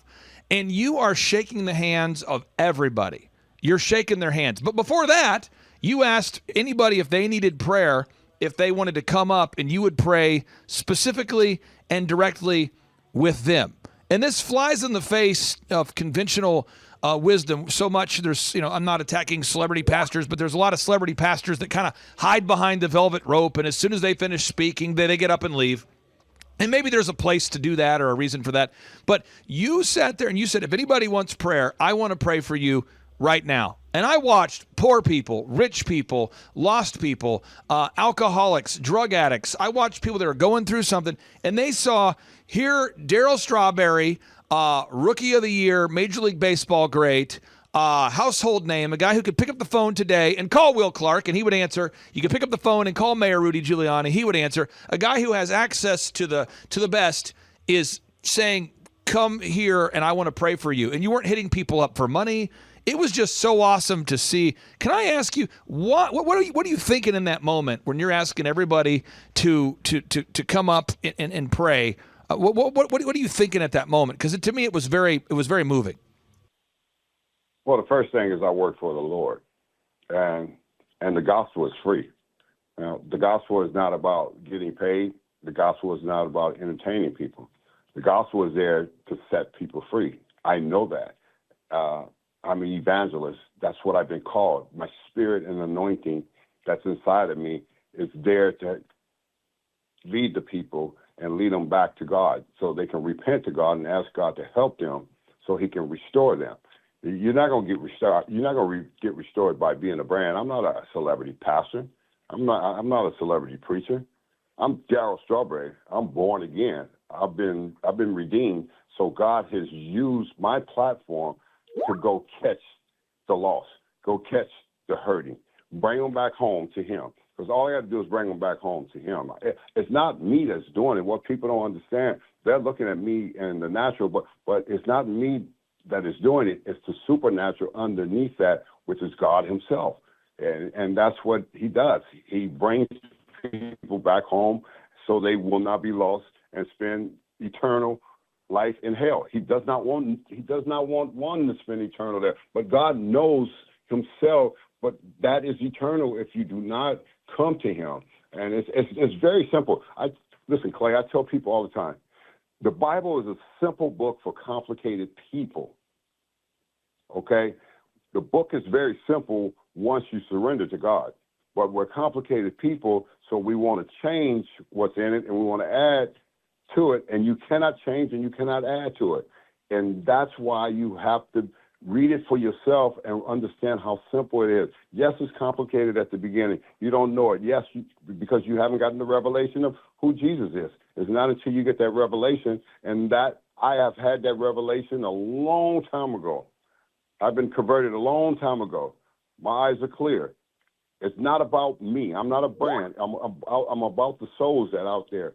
Souls are being lost. Souls are, because they're not being taught the right way. They're not being taught how to come to Jesus and not just come to him, but going through a follow-up and getting disciples so you can experience Jesus for yourself. So many people get lost. My goal is that none get lost. Lord, please use me mightily for your kingdom to win as many as I can before I get out of here. I don't care about anything else. I care about winning souls. Sir, two final questions for you. My question here, first one is, for anybody watching this show or listening to this show or consuming this content and however they find it, what do you say to somebody who's out there pursuing happiness outside of pursuing holiness first? Somebody who's seeking the happiness that the world offers, the superficial happiness, the things, the cars, the money, the fame, outside of a relationship with Jesus Christ. Happiness is not in stuff. Happiness is in holiness. Holiness, once you arrive to that place and you find holiness in your life, you will be happy for the rest of your life. You know why? Because I know where I'm going once I die. And I almost left here last year with a massive heart attack. So God could have, if I passed away, I was on my way home. Eternal life. You know, people don't realize that this is not eternal life here. These things are not important. You know, too many people are trying to embed themselves with a car. A car is just a car. You're going to look at it and buy a new one. Yeah, it's a brand name. Guess what? It's going to drive you just like another car to where you want to get. Oh, because you look good. But see, you're trying to fix yourself looking good with things instead of him. If you fix yourself with holiness and righteousness, you will find true happiness. I am happy. Do I have tough days sometimes? Yes, just like everybody else. But my joy is in the Lord. My joy is not in all these other things that people make out to be here. If it was so great, then why are there so many celebrities in Hollywood get married and can't stay together? If happiness was great and then having everything. Explain that to me. Because they don't have the joy and the holiness of the Lord to keep them together, so they break up and they go somewhere else to search for somebody else. I did it before too. I know what it's like. I know it's true. But I am so happy in my life, my contentment with my wife is because I walk in holiness with God over my feelings. Wow. Okay, final question I have here for you. And I've got a guy in the studio here. Steve, are you on mic 5? Yeah. Mic 5. Okay, let me turn on mic 5 here. I think, Steve, can you hear me now? Can you hear me now, Steve? Are you there? I can hear you. Check 1. Maybe hop on Z's mic there, Steve. Let's have you hop on Z's mic. Let's get you on Z's. Steve, try that one. Try that there, sir. Are you on there? Okay, you're there? No? Okay, let's try it. We're going to get it. Okay, Z. No, nothing there. Try this one. Steve, you good? Try it one more time.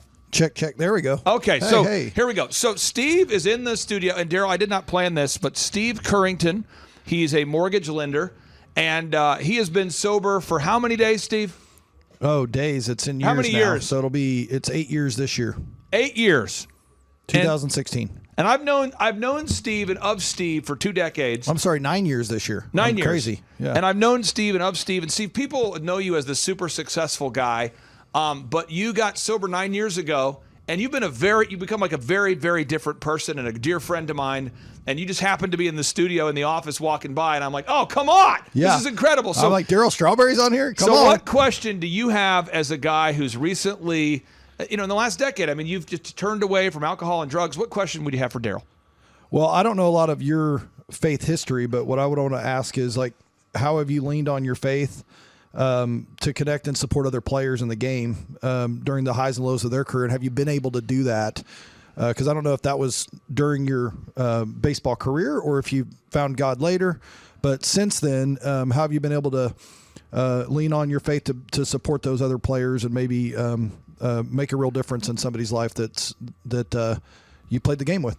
That's a good question, Steve, because I've just actually been living my life ever since I retired, and it's been over some 27 years living a different way and being in action and not just really talking about it. I mean, they follow me. And when I first started in this journey with God and getting on, they was like, yeah, let's see how long this is going to last. And it's been over 20 years, and they're still waiting for me to come back, a lot of them, because what happens with athletes never change. They still stay stuck in the same place. They still stuck in with the uniform on and talking about what it used to be like and talking about, what it's like today for the players today.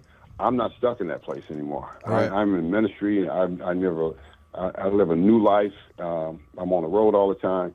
So I'm always focused on helping those that God sent me to, and those that I played ball with. They see me at reunions, and they see me that I don't go down to the bars when I come to the reunions. I don't be in the chit chats about all the stuff we used to do. That's over.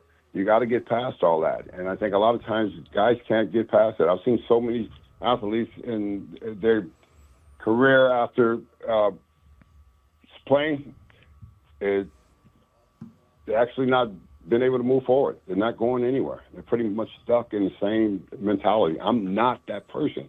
What people fail to realize that when you come to Christ, you have a complete overhaul transformation of your mindset.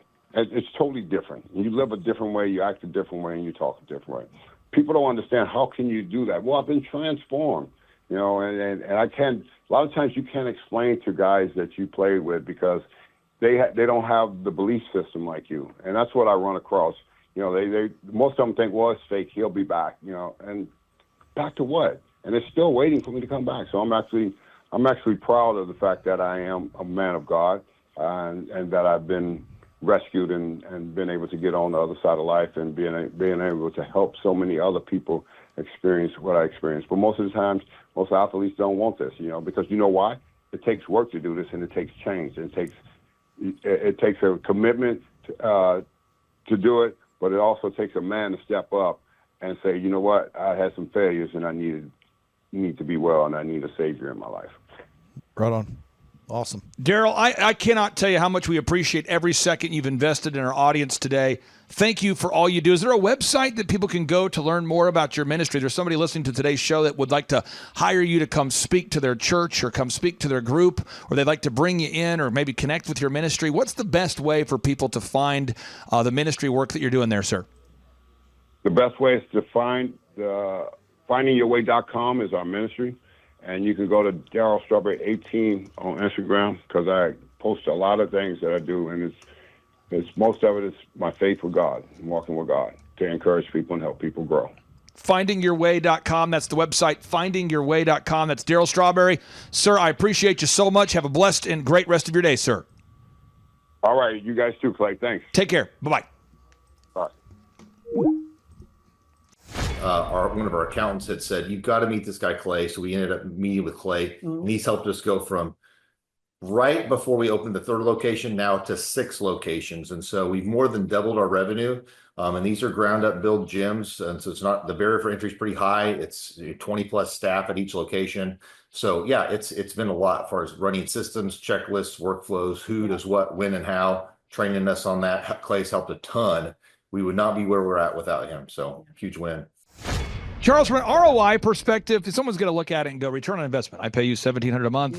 Will I make more money than I'm paying you? How would you maybe tackle, or how would you respond to, what kind of return on investment have you seen for the $1,700 a month you're paying? Well, for example, Clay has got, there's no better business coach in the world that has the way he works, the way his mind works. But he's also got a team of other business coaches that have worked in lots of different industries. So he's worked in every industry. His staff has worked in every industry. He's got videographers, web designers.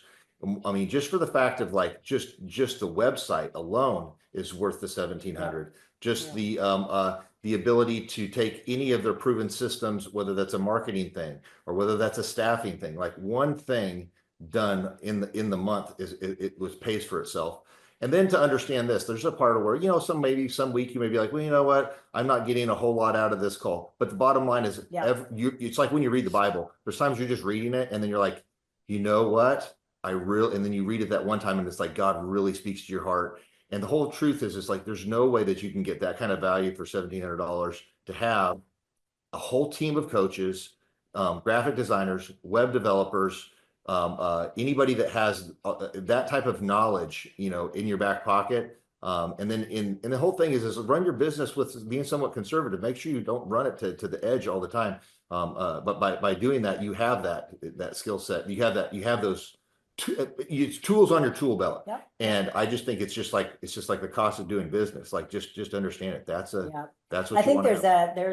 Sometimes the payment we make, I feel like, is peace of mind. Even because there have been multiple times throughout the years that we will either be butting heads on something, we're super confused about something, we're fearful about something in the market's changed, and it's a quick call to Clay.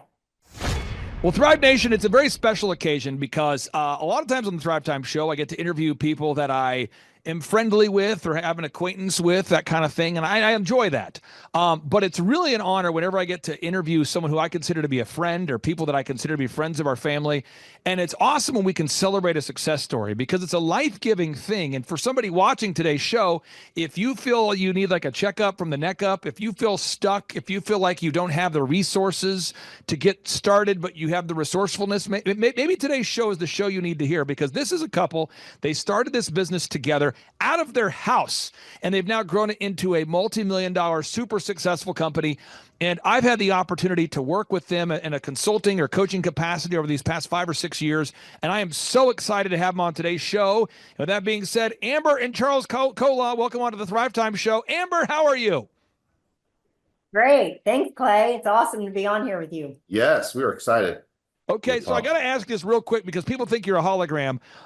How long have we had the opportunity to work with you, or how long have we worked with you guys together from a kind of a coaching relationship? We probably started back in 2017. 2017. Yep. So yeah, we're looking at 7, 8 years. Yeah, I mean, it's coming up on 8, probably. It's a little over 7.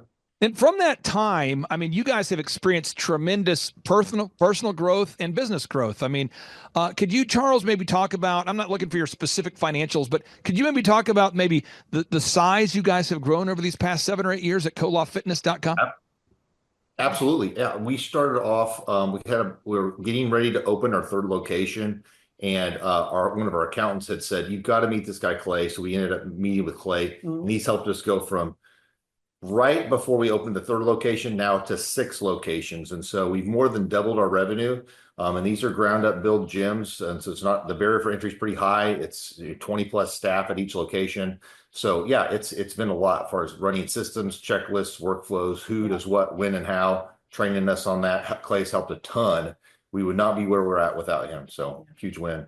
Now, I'm going to ask you guys this story because I want you to be able to encourage somebody. I'm not sure who's going to watch this show, but I view every show as kind of a message in a bottle. So somebody's watching this show and they're going to relate to this story. And I'm going to let Amber go first because I think she'll maybe have a less rosy view of how it was. But you guys started colofitness.com doing personal training to individual clients in your actual home. So like your living room was where the squat rack was, or the bench press was in the kitchen, or Amber, what was that like when you started colofitness.com?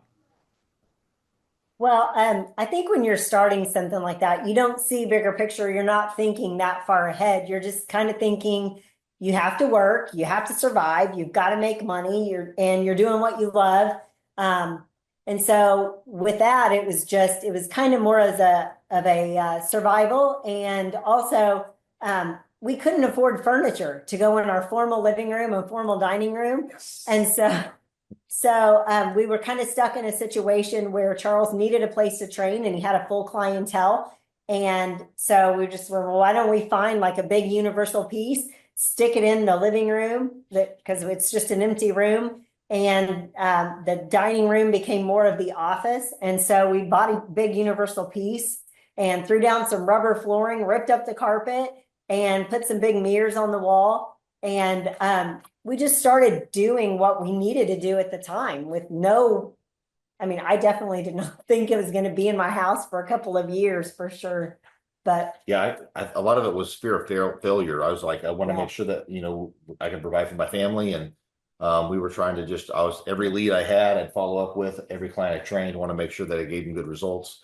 And next thing you know, we have about 160 clients coming in and out of the door a week. And it's me and about 4 or 5 other trainers training out of our living room. And so it became a revolving door of fitness. And then Amber also did some hair. So she had a hair salon in the back of the house. So it's like a training studio in the front of the house and then a hair salon in the back of the house. So yeah. Now, the win. Now, I want to share this story because I don't know if I've ever shared this story with you, but I think our listeners need to hear this because your story is better than mine. But let me just show this to the listeners real quick here.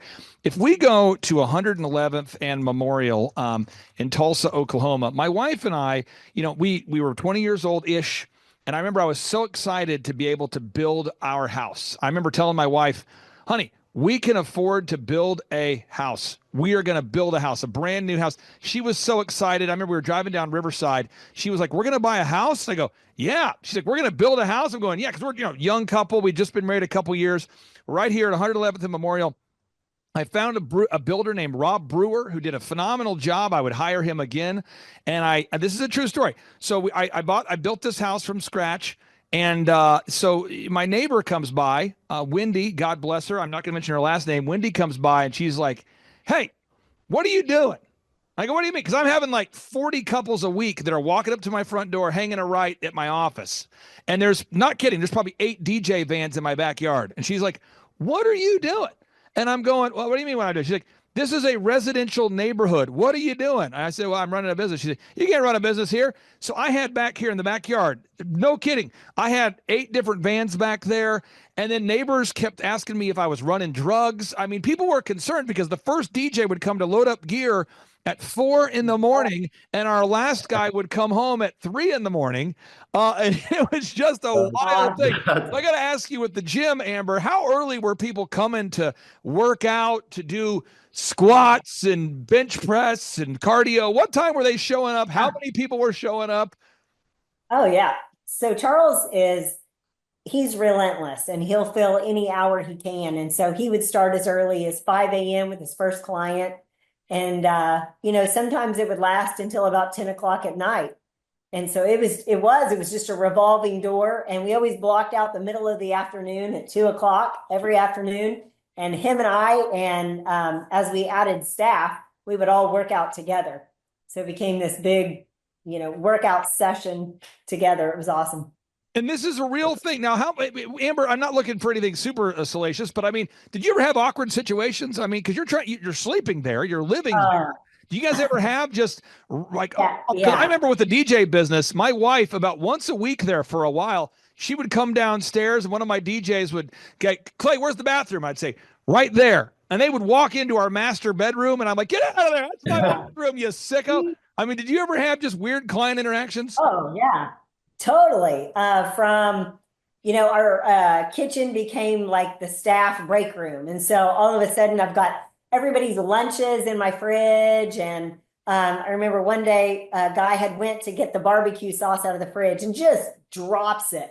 And it just shatters all over the kitchen floor, but his client was here. So he looks at me kind of like, and I was like, just go. I got so I'm cleaning up barbecue sauce out of the kitchen. One morning I had gotten out of the shower and I come out of the bathroom, which is at the top of the stairs. And I'm just making that short little jag over to my bedroom door. And so I have my hair in a towel and a robe on, and I open the door, and right there at the bottom of the stairs, Charles has one of the clients doing calf raises. And they just, good morning. And I thought, get this out of my house. So Yeah. The trainers napping on the couch between clients. And our middle son was in pre-K at the time. And so he'd come home half the day and he'd sit on the couch. He was just so little, his feet would just stick straight off the couch. And he'd try and watch cartoons. And there would be someone on like a ab mat on the floor right in front of the TV doing crunches. That's right. And so he's just watching his little cartoons as someone's doing crunches in front of him. And so, the whole family was in on it. I just remember when I was building DJConnection.com, I would train my DJs out of my house. So we would practice announcements like, ladies and gentlemen, coming up in just a moment, we're going to introduce the bride and the groom. Once again, ladies and gentlemen, get ready for the intro. And we would practice, ladies and gentlemen, coming up next, we're going to be cutting the cake. Once again, we got the bride, we got the groom, we got a knife. It should be exciting. And I'm practicing, and they have a script, and I'm practicing. So adult males are in my house, and we're practicing introducing, because, we grew DJ Connection to do 4,000 weddings a year. So I'm training 30 disc jockeys every week.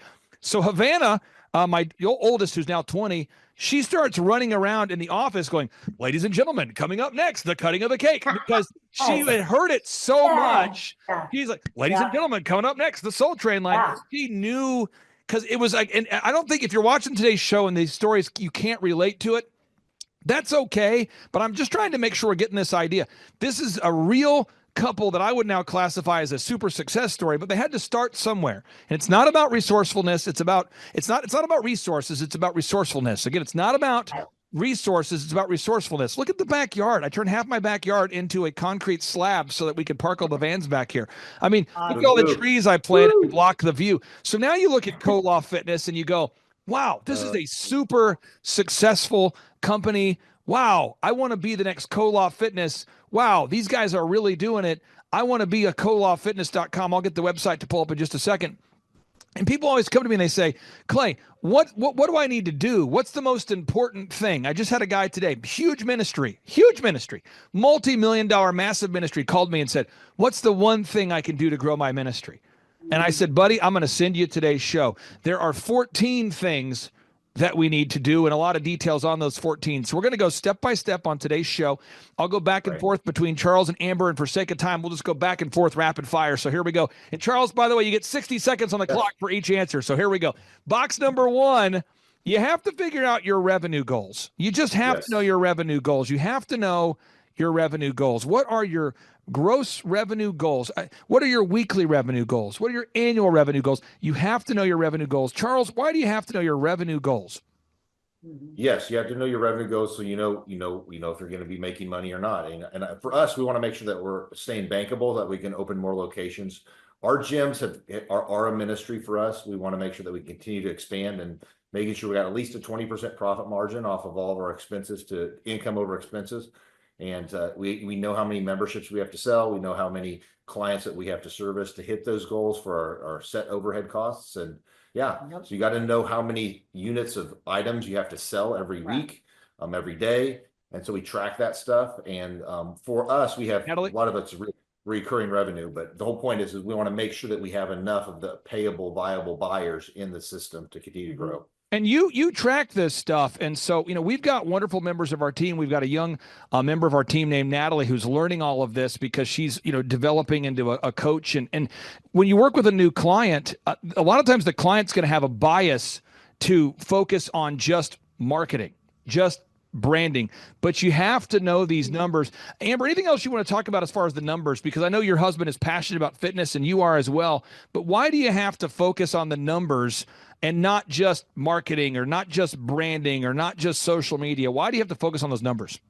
Well, I think the numbers, it's like the steering wheel that steers the ship. I mean, if you don't understand the numbers, you have no idea where you're going. So I think that's probably the biggest thing. Like it leads the whole way. And I think a lot of people tend to do, I want to do the marketing, or I just want to perform the service. I think a lot of it because people are scared of numbers. I think they feel like numbers are overwhelming and they try to make numbers way too difficult.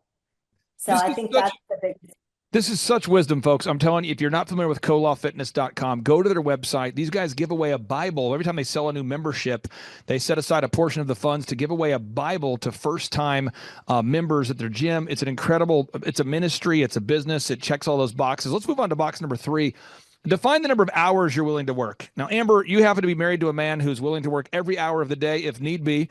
I will say this, though. Most of my clients, if I had to think about my 160 clients I work with, and I had to think about the average client, 90% of them are not willing to work as hard as you guys. Most of my clients are willing to work 40 hours a week or 50 hours a week. Some will work 60 hours a week, but nobody is willing to go sprint from 4 a.m. to 8 p.m., 10 p.m. every day if need be.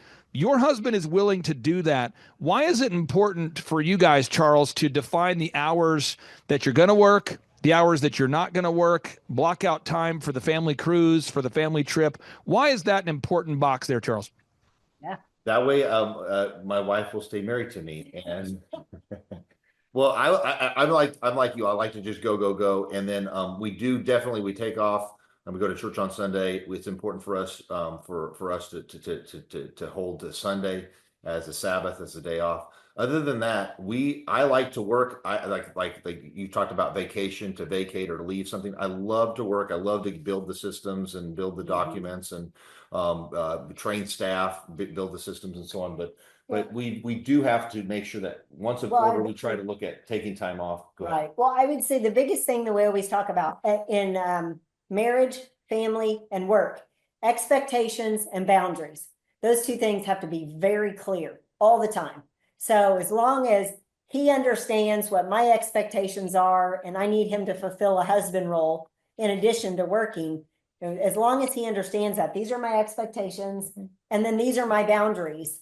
And as long as we communicate that, then we're good. I'll say one more thing is that for us, we've kind of at the spot to where, we just work on the business, not in the business. So we don't actually do the day-to-day stuff, but we work on the business systems, checklists, workflows, training, coaching people remotely because we do live in Florida.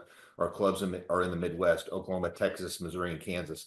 And so running remotely and running all that stuff, we've got to kind of say, how do we want to live our lives? Like you'd say, Charles, how do you really want to live it? You got to kind of map out and clearly define that. For us, Tuesday, Wednesday, Thursday, those days are just all in on Zoom calls, training, coaching, working with staff. And so those days are really, really full days. And then the rest of the time, like on Friday, Saturday, Sunday, Monday, those are all lighter days that we don't block in a lot of meetings. It's like no meetings that we plan, but I'm still working on things that I want to work on, but I'm not leveraged to having to. So I've kind of created my 3-day work week that's like super long. And then the rest of the time I don't have meetings. I don't get held hostage on a lot of stuff, and people have to kind of have a gatekeeper to get to me. But other than that, that's how I've tried to map that out so that I can continue to mastermind and kind of grow the brand and have some meta perspective on how I want to continue to grow. So there's so much. Again, for folks, if you want to learn entrepreneurship, this is real people. If you're in the Florida area and you're looking for a job, if you're in the Joplin, Missouri area and you're looking for a career, not just a job, Koloff Fitness is a company that's going places. I'm not prophetic. I'm not claiming to have some view of the future. I just see patterns. And I work with clients and I help them implement patterns that work.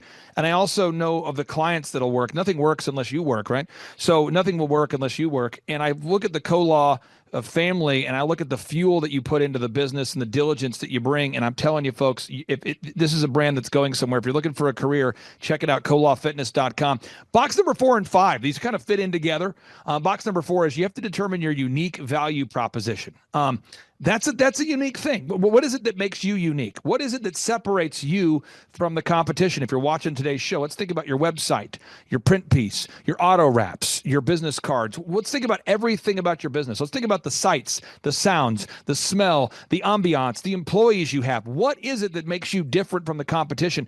What is it that makes Chick-fil-A successful when there are many other fast food chicken restaurants? What is it that makes Quick Trip super successful when there are so many gross, nasty, dirty convenience stores? What is it that makes Chick-fil-A successful? What is it that makes Quick Trip successful? What is it? What is the secret sauce that allows Brad Stevens, the coach of the Boston Celtics, to bring out a winning lineup year after year? Brad Stevens took a dysfunctional Butler College basketball team and turned them into a top 4 basketball team. Think about this. He took a college called Butler, the size of Oral Roberts University, and took them to the Final Four multiple times. And then he takes that same recipe and goes to the NBA, and they win a championship, and he's putting out a winner year after year. What is the secret sauce that allowed Phil Jackson to win year after year? Michael Jordan couldn't win a championship without Phil Jackson. He played a lot of seasons without Phil Jackson. He only won his championships with Phil. Kobe Bryant never won a championship without Phil Jackson. By the way, Kobe Bryant played a lot of seasons without Phil Jackson. What is that magic formula? A big part of it is you have to understand your unique value proposition. So, Amber, what is it that makes Koloff Fitness unique versus other, fitness companies? For us, it's culture, hands down. It's culture all day long. And we worked really hard at our first location to set the culture and make it what we wanted it to be. We wanted a fitness center that everybody can be a part of. And I mean, not everybody likes it. But it's definitely our culture. And that was something we knew we had to be able to duplicate when opening other locations. And so that is probably the number one piece that we train, develop, encourage, that we're the biggest part of the company that we are still a part of is the culture part. Yep. And that's the big part. I'm going to just kind of jump off a little bit more. We're unapologetic in our Christian component to that. Think if Planet Fitness is the McDonald's of gyms, Koloff Fitness is the Chick-fil-A. And what I mean by that is we are a strong Christian culture. We hire and we look for people that match that. They don't have to be a Christian, but they do have to align with those values. All of Christianity summed up in one word is the word agape. That's an unconditional love. We want to make sure that we actually hire people that are into customer service, likes people. Serving. Who'd have thought customer service? We're going to find people that actually like to serve people. And so we really vet that pretty heavily on the front side, on the onboarding, with our, our Christian culture. We play a video. We talk about who we are. We talk about the Christian values, devotion to God, discipline in living, denial of self, dream great dreams for God's glory, determination to stay this course. So the Christian side of it is kind of strong. So either people lean in or lean back. And so when we do group interviews, this is where you've taught us a lot of great systems. You see people lean in and see people lean back. So when everybody's on the boat rowing in the same direction and they really match that value set, the culture is just better. And when you hire people that actually like people, like hire people that like people, they want to acknowledge your presence, close the gap, give them a fist bump, a high five, make somebody feel like the highlight of the day when they walk through that door. So we train people on those systems. So we took the culture that we did when we first opened the club, and we defined it into actual ways that we can role play and script it with our staff, so that you have not a purple hair, McDonald's, perpetually distracted, crayon mark tattoo person. You have a person opposed to like a McDonald's, somebody that runs up to your car like a Chick-fil-A, that's you got their polo on and says, "My pleasure." So that's where we have to be very, very, very specific on how we do culture differently than the competition, who's just, scaling out like crazy. But people, like, the greatest currency in life is how you make somebody else feel. We want to make other people feel like the highlight of the day, and hire people that are sincere. They're just genuine, that truly like people. If you do that well, you have to lock the doors to keep people out. I'm telling you, folks, this is so important. I talked to a guy the other day who applied to work for your business, true story.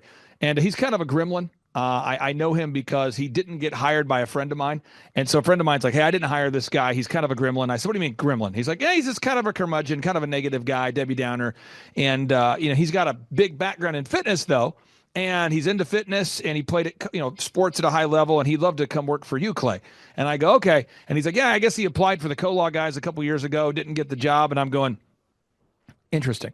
And I knew that and I met the guy. I'm like, this guy, I understand why you didn't hire him, and I didn't hire him either. And I'm just telling you, you have certain standards. And if people aren't up to those standards, they can come back and reapply later after they turn that frown upside down. But you have a certain standard there. Now, box number 6, the three-legged marketing stool. At Co-Law Fitness, with every business we work with, every business that I work with, what we do is we develop a three-legged marketing stool. Now, I'll give you a moment, Charles and Amber, to reflect on this, and maybe this is true for you, maybe not. But a lot of my clients that come into my life, I think about Stacy Purcell, longtime client, great lady. I think about Shaw Homes, shawhomes.com. We helped Shaw Homes grow from $14 million a year to $150 million a year. I think about satellite phones. Tina, her company Sat123. We've helped them grow to $100 million a year of sales. I think about OxyFresh, oxifresh.com. We've helped them grow now to 500 plus locations. And every single time I sit down with a business owner, they have not a three-legged marketing stool. No. They have a variety of things that might work. And through tracking, we start to figure out what doesn't work.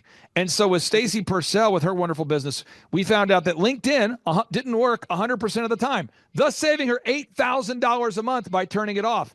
I just had a client this week, true story. We found he was spending $4,000 a week on YouTube ads, Instagram ads, and TikTok ads. Got a lot of clicks, got a lot of views, no leads.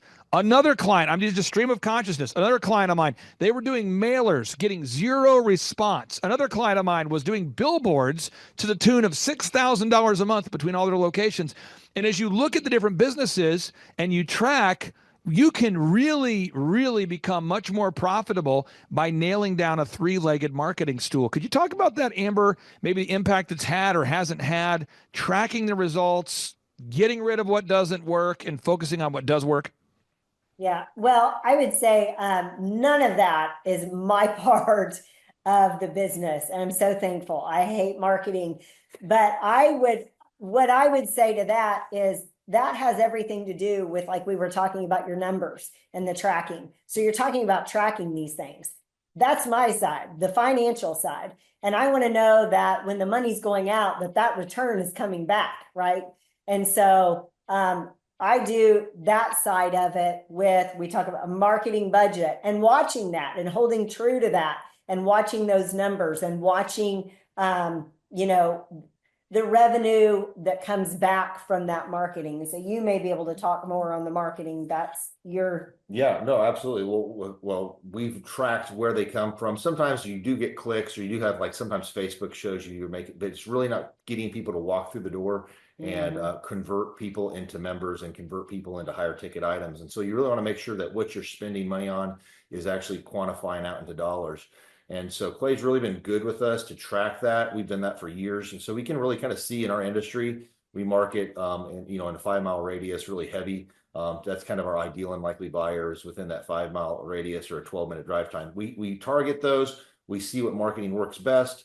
And a lot of times it's the same proven stuff that Clay teaches with a lot of his clients, is really seen to making sure that you're dominating on certain platforms. And I can go into that. But the whole point is Clay has done it in every industry. And when we follow the system, track it correctly, we can monetize our marketing dollars a whole lot better.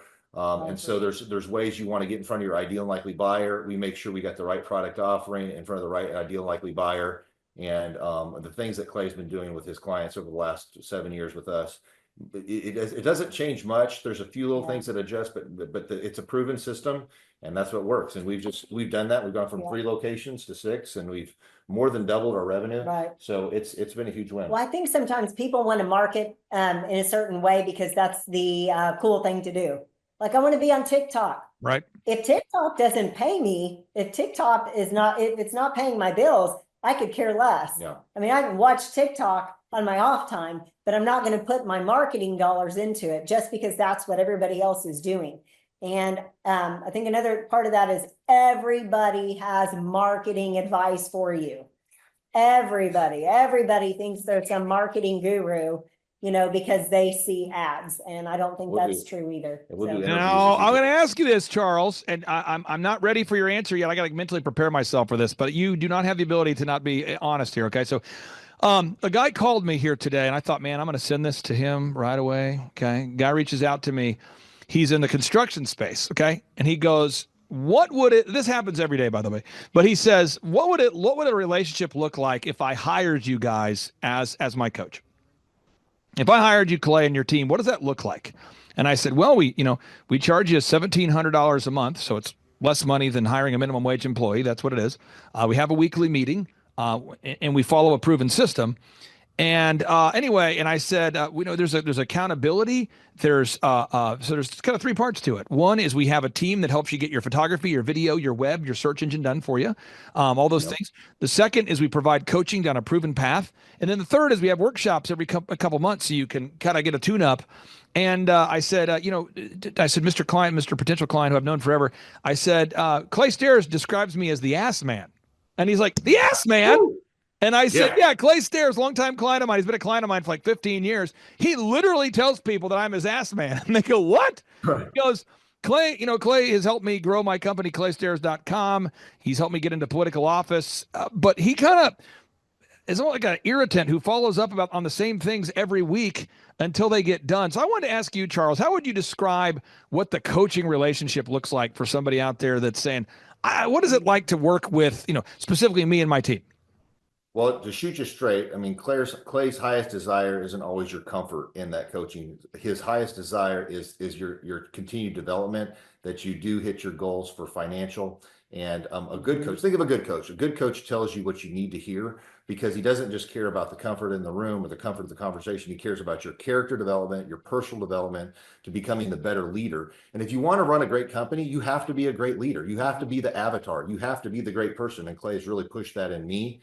And for me, like I thought I've always needed that. And I was just like, okay, Charles, stay humble, stay coachable. And that's the biggest thing is most business owners, they don't have the ability to keep a humble, coachable heart and be willing to grow. When you work with somebody that has a proven system, they've worked in every industry, they've got a team of videographers, graphic designers, web developers, people that will help you build the back end of your business correctly, the proven systems of continuous hiring, of staff team, like group hiring, that you always have staff ready to go. If somebody in the bullpen, so I'll take it. You always have continuous training staff. You're never held hostage because there's somebody that doesn't know a skill set. You can always replace somebody. Because if you don't create a system, you're going to be a limited resource. And Clay creates the systems, helps you with document creation, file organization, and make sure you got that stuff so you have a proven template. It's really more like a franchisable prototype that you can handle the lowest skill set. So great people are great, but Clay's been really good at shooting me straight. If you have a humble, coachable heart and you're willing to grow, and you take 2 or 3 action items every week, next thing you know, 50 weeks, 52 weeks in a year, you've got a bunch of systems. You got a way better website. You got checklists, workflows. You got staff following systems. You got backup for each position. Because if you don't have people in the bullpen, you're going to be held hostage. And so you want to make sure that you got the right systems, checklists, and personnel ready to go. And to run 6 different businesses in 4 different states, from Florida in the Midwest, so we don't live there, we have to have good systems, checklists, workflows, and so on, and making sure people are holding to that. Clay's been really great for helping set up those systems. So yeah, but it's to be honest, it's not always, the conversations are definitely sometimes challenging, but understanding that both parties, me as the client, him as the coach, is really trying to have the highest desire to make you grow into a better person and to help your company grow and be better. And for me, that's a good coach. And that's why I like working with Thrive and Clay. So, yeah. Amber, I wanted to tap into your wisdom on this. There was a statement that was made years ago by Robert Kiyosaki, and it really resonated with me. I heard this about 20 years ago, but he said, amateurs don't have a coach. Professionals do have a coach. And at the time I thought, you know what, from a legal perspective, I probably need a coach or mentor to help me. So I hired wintersking.com, and I've used that company for 10 plus years. It's really helped me. I thought to myself, from an accounting perspective, I need probably to have a coach. So I hired CCK. And so in the areas where I want to improve, I really do firmly believe in having a coach. When I wanted to become a better speaker, I hired Carlton Pearson, and I worked with Carlton for as long as he would work with me, because at the time he was the top televangelist in America, and he was a phenomenal verbal communicator. And so, but it wouldn't have worked if I wasn't coachable, and if he wasn't willing to coach. And you guys have done such a great job over these years implementing, and I just see the future is so bright here. So when we look at your website now, could you talk about just that weekly meeting and making those little iterations, and every week making it a little better? Because I think some people want to get rich quick. They want to become successful in 10 minutes. They want to ready, set, let's go. But you guys, every week we go to colafitness.com. Every week we enhance the website. Every week we enhance the scripts. Every week we enhance the value proposition. Every week we're doing little tweaks that are improving the brand. Could you talk about that mindset of that weekly improvement? Yeah, absolutely. Well, your numbers, you have to have good feedback tools, some key performance KPIs or key performance things you look at for sales over cancellations and how much dollars you're spending on marketing. When we track that on a regular basis, we can see that we're doing well or not doing well. We make pivots. We get coaching feedback from you on best practices. And one thing is that you've not just worked in our industry, but lots of industries. And having a team of people, a team of coaches that say, hey, this is what's working, this isn't what's working, it's super valuable. Mm-hmm. And so, like I mean, I got an MBA in school, but I'm telling you, like, it's real life is so much more important, and having good people that have good feelers. It's like you're only as good as your team, and Clay brings a whole team to your team. And anyways, we have a weekly meeting. Our weekly meeting, we look at like, what are the key things that impact us? It's going to be signups over cancels. What are those signups? Which ones upgraded to higher tier options, whether that's higher tier membership options, or whether that's tiering up into higher services like fitness coaching, like one-on-one coaching, or fitness training, or nutrition coaching, or group training. But getting people into those things and understanding the scripts, how to role play that over and over again, making sure your staff understands how to communicate effectively with the customer, role play until that socially awkward, young person can totally get it, and they understand how to do it, until the critical thinking phase has gone away. They know how to do it. Now you got staff that knows how to communicate well, how to show the product offering, benefits over cost, and then show them that, hey, if you don't do it, this is what won't happen. And you want to show them that you're going to really change their lives and save their life, add years to their life, quality to your years by changing new habits. And when people see that value, you've got the right staff articulating it, you close a lot of deals, you upgrade things, and you change a lot of lives. Well, one thing, Clay, I think with the coaching is it's been beneficial. It's kind of like you're our blind side or a blind spot coach. This is what we've created. There's a lot of emotions attached to it. It's what we love.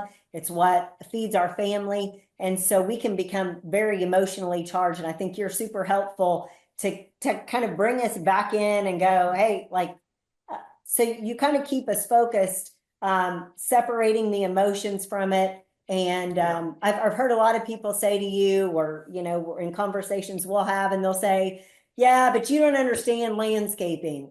It's not about understanding landscaping. We don't talk fitness every week when we meet. But it's about, it's about business, and it's about where we're going, and you really help keep us on track. There's that accountability, like you talked about. You guys are super valuable. Your set of eyes is super valuable. Yeah. I'll just say this. I mean, colawfitness.com. If you're looking for a career, folks, I'm telling you, check out colawfitness.com. Now, point number 7, sales conversion. We have to have scripts, recorded calls, one sheets, lead trackers. What? We need to have sales scripts, recorded calls, all the visuals in the store. We call that internal marketing. There's external marketing, marketing to your ideal and likely buyers, but internal marketing, letting your current gym members know that you offer personal training or group fitness. Box number 8, you have to have a sustainable customer acquisition cost. What? You have to know, what does it cost you to land a new customer? Box number 9, you've got to create repeatable systems. When you clean the bathrooms every day, when you clean the showers every day, when you clean the locker rooms every day, when you clean the equipment every day, when you clean all these things multiple times a day, when you change the light bulbs every day, when you have to maintain the fitness equipment every day, when you have to hire people every day, you have to build repeatable systems or your head will explode. You got to have checklists and processes. Box number 11, you have to manage people. Manage people. What? This just in. We have to manage people. We got to hire people, manage people. How do you hire, inspire, train, retain? We have to do it. Box number 11, you have to build a sustainable schedule. What is the schedule that your company will keep? What hours will you be open? What kind of shifts do you have? What kind of org chart? Who's in charge? Who isn't? How do you deal with somebody that doesn't want to follow the systems? Because this just in, a customer will fire you if you won't fire your bad employees. In box number 12, you got to have a high standard with the A players, the B players. You got to coach up the B players to become A players. You got to coach those A players to become future leaders. You got to coach the C players out into another job or to the local bus station. You got to get them out of your life or they will ruin your business. And then box number 13, you got to make sure you're making money. It's not about how much money you make. It's about how much money you keep. Box number 14, you have to sit down every day and say, what does God want me to do? If every day is a gift, what does God want me to do? If every day is a gift from God, what does God want me to do with my faith, my family, my finances, my fitness, my friendship, my fun, my focused time? What does God want me to do with this day? That's all these things we have to think about there. And I'm telling you, folks, everything we're talking about on today's show, it wouldn't matter if Kolaw Fitness was not obsessed with wowing the customers. Charles Kolaw and Amber Kolaw are obsessed with helping you take your fitness to the next level. If you're out there today and you are in Joplin, Missouri, you're in Texas, you are in all the different markets they're in, go to colawfitness.com. You can see the markets they're in. I'm telling you, these guys are obsessed with wowing customers. So I'll go to you, Amber, then I'll go to you, Charles. Everything we talked about doesn't work if you scam your customers. Everything we talked about doesn't matter if you don't wow your customers. Could you talk about why at the core, even though we're going over all this business stuff, all these details, at the end of the day, you guys at Kolaw Fitness have to wow the customers. Why is that so important, Amber? Well, I think for us, it's important because we love people. And everybody needs a belonging and worth, and they need to feel important, and they need to feel cared for. And like, that's our passion. We just love loving on people. That's what made Charles such a phenomenal trainer when that was the initial start of the whole company. It was just his desire to help people and his love for them. And that was the same reason, a million years ago that I did hair. So I think for us, that's just what we're passionate about. We're passionate about people feeling like they are loved and they have value. And if we can pass that on through all of our front desk staff, if we can open more locations and bring in that many more people in these communities to feel loved, excuse me, and also spread the gospel at the same time, let them know God loves you, And so that's really what drives our passion in the coaching and development, even of our staff. Now, Charles Cole, I got 2 final questions for you, and your wife can one-up you. So here we go, 2 final questions. Sure. Yes, There's sir. somebody out there right now, they're thinking about coming to one of our in-person workshops. They know Tim Tebow's going to be there. They know Eric Trump will be there. They know that you might be there. But maybe if they haven't been to a workshop in the past, how would you describe the in-person 2-day interactive workshops? How would you describe them, sir?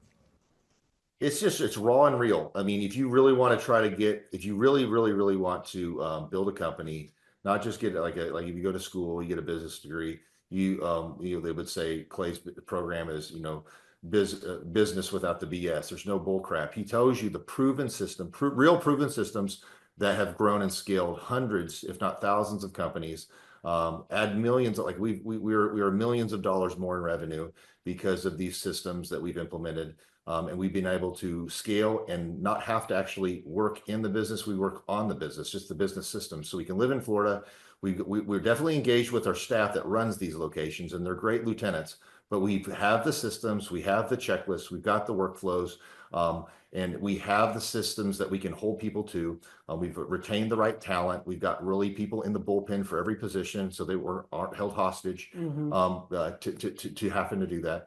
But all that to say, it's funny. He's very, I mean, Clay's pretty much like a comedian. It's hilarious to listen to. If you're willing to be coachable, if you're willing to have a humble and coachable heart that's willing to grow, he'll show you proven processes. There's going to be a pathway that you can be successful. And if you're a diligent doer and you just do 1 or 2 action items every week with your coach, the whole thing is this, it's just being more of a marathoner than a sprinter when you're working with a coach. Just do your 2 or 3 action items, and that 2 or 3, if you times that by 52 weeks, that's 150. Next time, you got a way better website. You got a way better lead funnel. You got way better staff hired. You've got systems, checklists, workflows, all document created into mind-freeing templates, sales flows, training and development of staff, all that. So you got people in the bullpen for each position, and you're no longer being held hostage as an owner, and you've got a proven system. So that's Clay and his team. Well, so, I'll one up you. I will one up him this one time.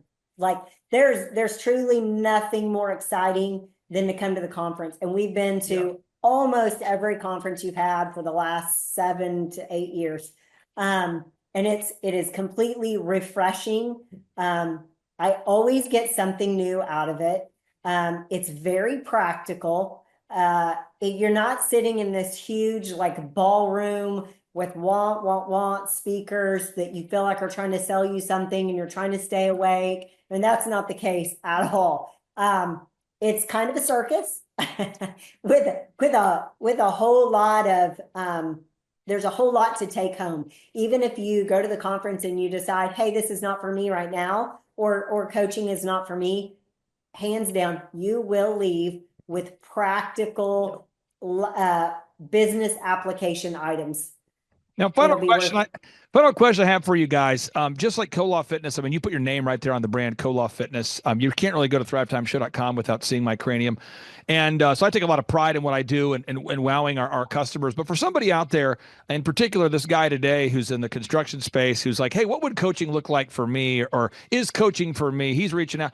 Charles, what do you say? What kind of impact has the coaching that we've had with you guys over these past 7 or 8 years made on the impact or the success? Or what kind of impact has the coaching made on KoloffFitness.com?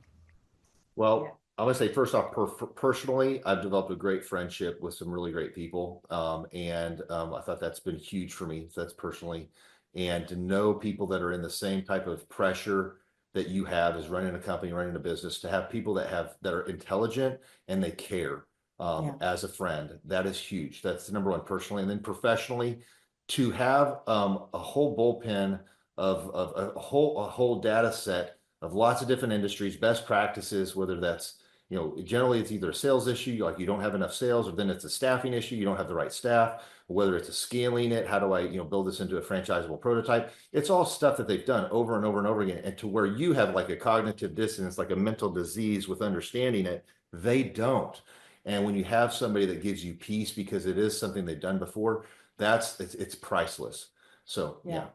Oh, I would say that, you were talking about it hasn't just affected us in our business, but it has affected us in our personal life too, because all of these things that you learn can be rolled over into your personal life.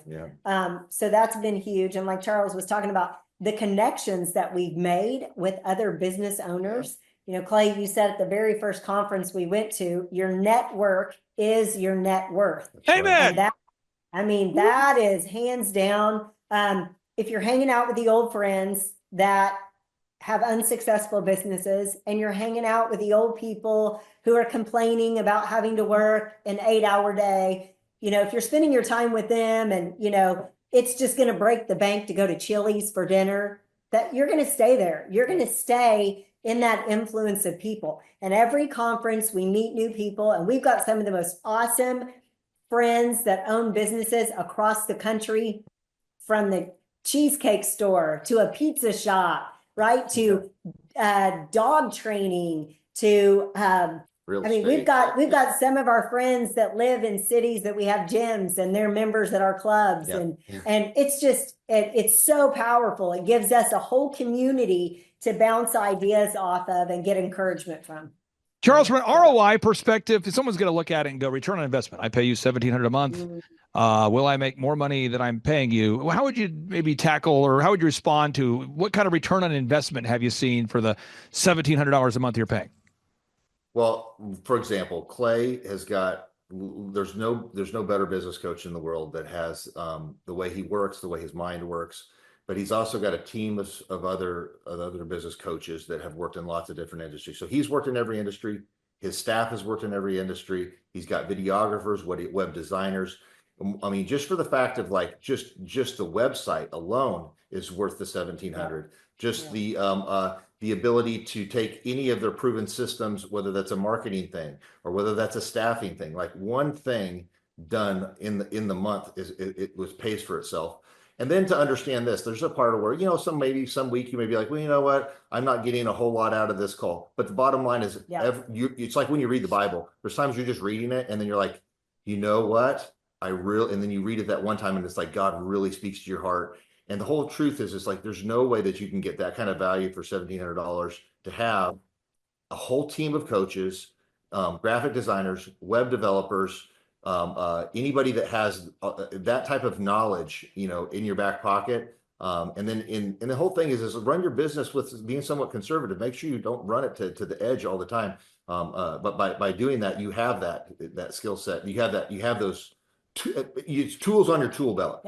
And I just think it's just like the cost of doing business. Like just understand it. That's what I think there's sometimes the payment we make, I feel like, is peace of mind, even because there have been multiple times throughout the years that we will either be butting heads on something. We're super confused about something. We're fearful about something in the market's changed, and it's a quick call to Clay. And so that quick call to Clay, and he's outside the situation and he has other data points. I mean, we've had times that you got a quick response and you can tell us and direct us real quickly and we're right off the phone. And there's other times you'll go, I'll call you right back. And Clay will jump in and he'll call his other contacts and get back with us. Sometimes it takes longer, but there are times when you feel that way, when you're like, is this worth it? You know, I don't feel like we're doing much right now, or we're not growing. Inevitably something like that'll come up, and like, that's our peace of mind. Like you're like a crucial team player, you know? Well, you know, it's an honor to serve you guys. And for everybody's watching right now, I encourage you, if you're looking for a career. Now, if you're looking for a job, don't fill out the form. But if you're looking for a career, go to colawfitness.com, because if you live in Joplin, Missouri, Charles, Dallas, Texas, Bartlesville, Oklahoma, Amber, we live in Topeka, Kansas. If you're out there, Arlington, if you're out there, go to colawfitness.com if you're looking for a career and not just a job. Thank you, too, for carving out time with your busy schedule. And I'm so glad to have you here today. Thanks, awesome. Clay. Thank you, Clay. Awesome. Okay, Aaron Antis, guess who's joining us for the December 4th and 5th, 2025 Thrivetime Show Business Growth Workshop? Whoa. Ooh, Santa Claus? No, we will not be joined by Santa Claus, but we will be joined by Eric Trump, the son of the 45th and now 47th President of these United States. And yes, Amanda Grace will be in the place. And yes, Dr. Stella Manuel will be there, so you know it will go well. Yes, we have Mel K in the house. Pastor Phil and Tammy Hotson-Pillar will be hosting this event at their beautiful church right there in sunny Anaheim, California. Yes, folks, make this a December to remember. You surprised? Make this a December to remember and join us at the 2-day interactive business growth workshops. For over 20 years, folks, I've been hosting business growth workshops where we're going to teach you marketing, sales systems, human resources, accounting, social media marketing, branding, sales training, search engine optimization, accounting, workflow development, financial management, all this and more. How do you get tickets? Go to thrivetimeshow.com. Again, how do you get tickets? Go to thrivetimeshow.com and request tickets today. And now, Eric Trump, people don't know this, but the Trump Organization has thousands of employees. There's not 50 employees. The Trump Organization, again, most people don't know this, but the Trump Organization has thousands of employees. And while Donald J. Trump was the 45th president of these United States, and this just in from our home office, President Donald J. Trump is now the 47th president of these United States as well. I'm Ron Burgundy? He needed someone to run the companies for him. And so the man that runs the Trump organization for Donald J. Trump, as he was the 45th president of the United States and now the 47th president of the United States, is Eric Trump. And so Eric Trump is here to talk about time management, promoting from within, marketing, branding, quality control, sales systems, workflow design, workflow mapping, how to build. I mean, everything that you see, the Trump hotels, the Trump golf courses, all their products, the man who manages billions of dollars of real estate and thousands of employees is here to teach us how to do it. You are talking about one of the greatest brands on the planet from a business standpoint. Right. I mean, who else has been able to create a brand like the Trump brand? I mean, look at it. And this is the man behind the business for the last pretty much since 2015. He's been the man behind it. So you're talking, we're into 9 going into 10 years of him running it, and we get to tap into that knowledge. That's going to be amazing. Now, think about this for a second. Nothing is over until we decide it is. Was it over when the Germans bombed Pearl Harbor? Germans? Forget it, he's rolling. It ain't over now. The lineup continues to grow, and this is how we do our tickets here at the Thrivetime Show. If you want to get a VIP ticket, you can absolutely do it. It's $500 for a VIP ticket. We've always done it that way.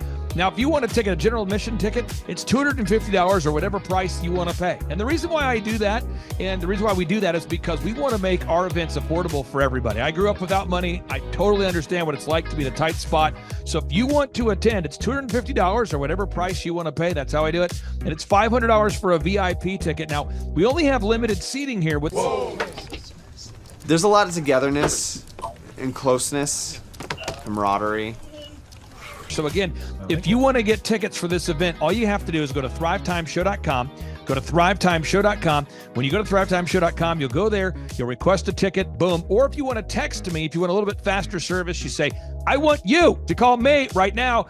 Just text my number. It's my cell phone number, my personal cell phone number. We'll keep that private between you, me, everybody. We'll keep that private. In anybody. Don't share that with anybody except for everybody. That's my private cell phone number. It's 918-851-0102. 918-851-0102. I know we have a lot of Spanish-speaking people that attend these conferences, and to be bilingually sensitive, my cell phone number is 918-851-0102. That is not actually bilingual. That's just saying Juan for a 1. It's not the same thing. I think you're attacking me. Now, let's talk about this. Now, what kind of stuff will you learn at the Thrivetime Show workshop? So, Aaron, you've been to many of these over the past 7-8 years. So let's talk about it. I'll tee up the thing, and then you tell me what you're going to learn here, okay? Okay. You're going to learn marketing and branding. What are we going to learn about marketing and branding? Oh, yeah. We're going to dive into, so many people say, I got to get my brand known out there, like the Trump brand, right? You want to get that brand out there. It's like, how do I actually make people know what my business is and make it a household name? You're going to learn some intricacies of how you can do that. You're going to learn sales. So many people struggle to sell something. This just in, your business will go to hell if you can't sell. So we're going to teach you sales. We're going to teach you search engine optimization, how to come up top in the search engine results. We're going to teach you how to manage people. Aaron, you have managed, no exaggeration, hundreds of people throughout your career and thousands of contractors. And most people struggle with managing people. Why does everybody have to learn how to manage people? Well, because first of all, you either have great people or you have people who suck. Whoa. And so it can be a challenge. Learning how to work with a large group of people and get everybody pulling in the same direction can be a challenge. But if you have the right systems, you have the right processes, and you're really good at selecting great ones, and we have a process we teach about how to find great people. When you start with the people who have a great attitude, they're teachable, they're driven, all of those things, then, you can get those people all pulling in the same direction. So we're going to teach you branding, marketing, sales, search engine optimization. We're going to teach you accounting. We're going to teach you personal finance, how to manage your finance. We're going to teach you time management. How do you manage your time? How do you get more done during a typical day? How do you build an organization if you're not organized? How do you do organization? How do you build an org chart? Everything that you need to know to start and grow a business will be taught during this 2-day interactive business workshop. Now, let me tell you how the format is set up here. And again, folks, this is a 2-day interactive 15. Think about this, folks. It's 2 days. Each day it starts at 7 a.m. and it goes until 5 p.m. So from 7 a.m. to 5 p.m., 2 days. It's a 2-day interactive workshop. The way we do it is we do a 30-minute teaching session, and then we break for 15 minutes for a question and answer session. So, Aaron, what kind of great stuff happens during that 15-minute question and answer session after every teaching session? I actually think it's the best part about the workshops, because here's what happens. I've been to lots of these things over the years. I've paid many thousands of dollars to go to them. And you go in there and they talk in vague generalities, and they're constantly upselling you for something, trying to get you to buy this thing or that thing or this program or this membership. And you leave not getting your very specific questions answered about your business or your employees or what you're doing on your marketing. And what's awesome about this is we literally answer every single question that any person asks, and it's very specific to what your business is. And what we do is we allow you as the attendee to write your questions on the whiteboard. Yep. And then we literally, as you mentioned, we answer every single question on the whiteboard. And then we take a 15-minute break to stretch.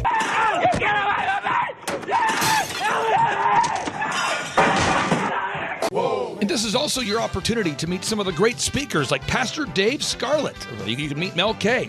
You could meet Amanda Grace. You could meet Dr. Stella Emanuel.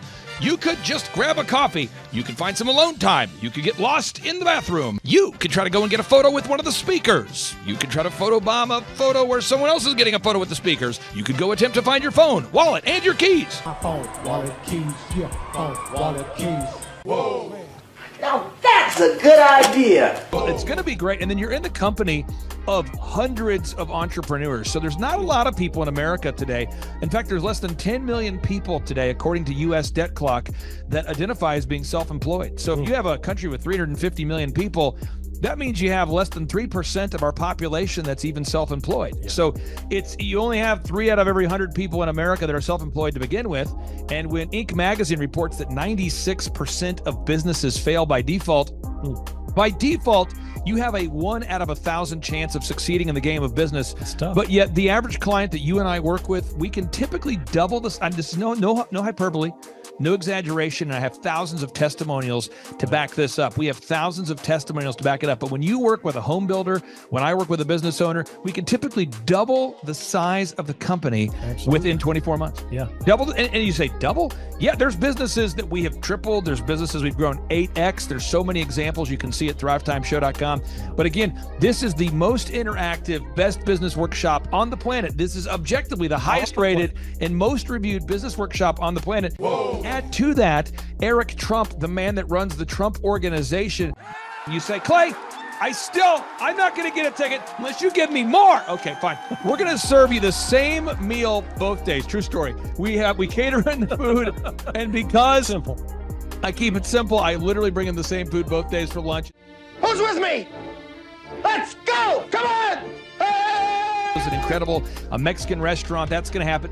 Someone says, I want more. This is not enough. Give me more. Okay, I'm not going to mention their names right now because I'm working on it behind the scenes here. But we just continue to add more and more success stories. So if you're out there today and you want to change your life, you want to give yourself an incredible gift, you want a life-changing experience, you want to learn how to start and grow a company, go to thrivetimeshow.com. Go there right now. thrivetimeshow.com. Request a ticket for the 2-day interactive event. Again, the event's going to be on December 4th and 5th in sunny Anaheim, California. Great weather. Make this a December to remember.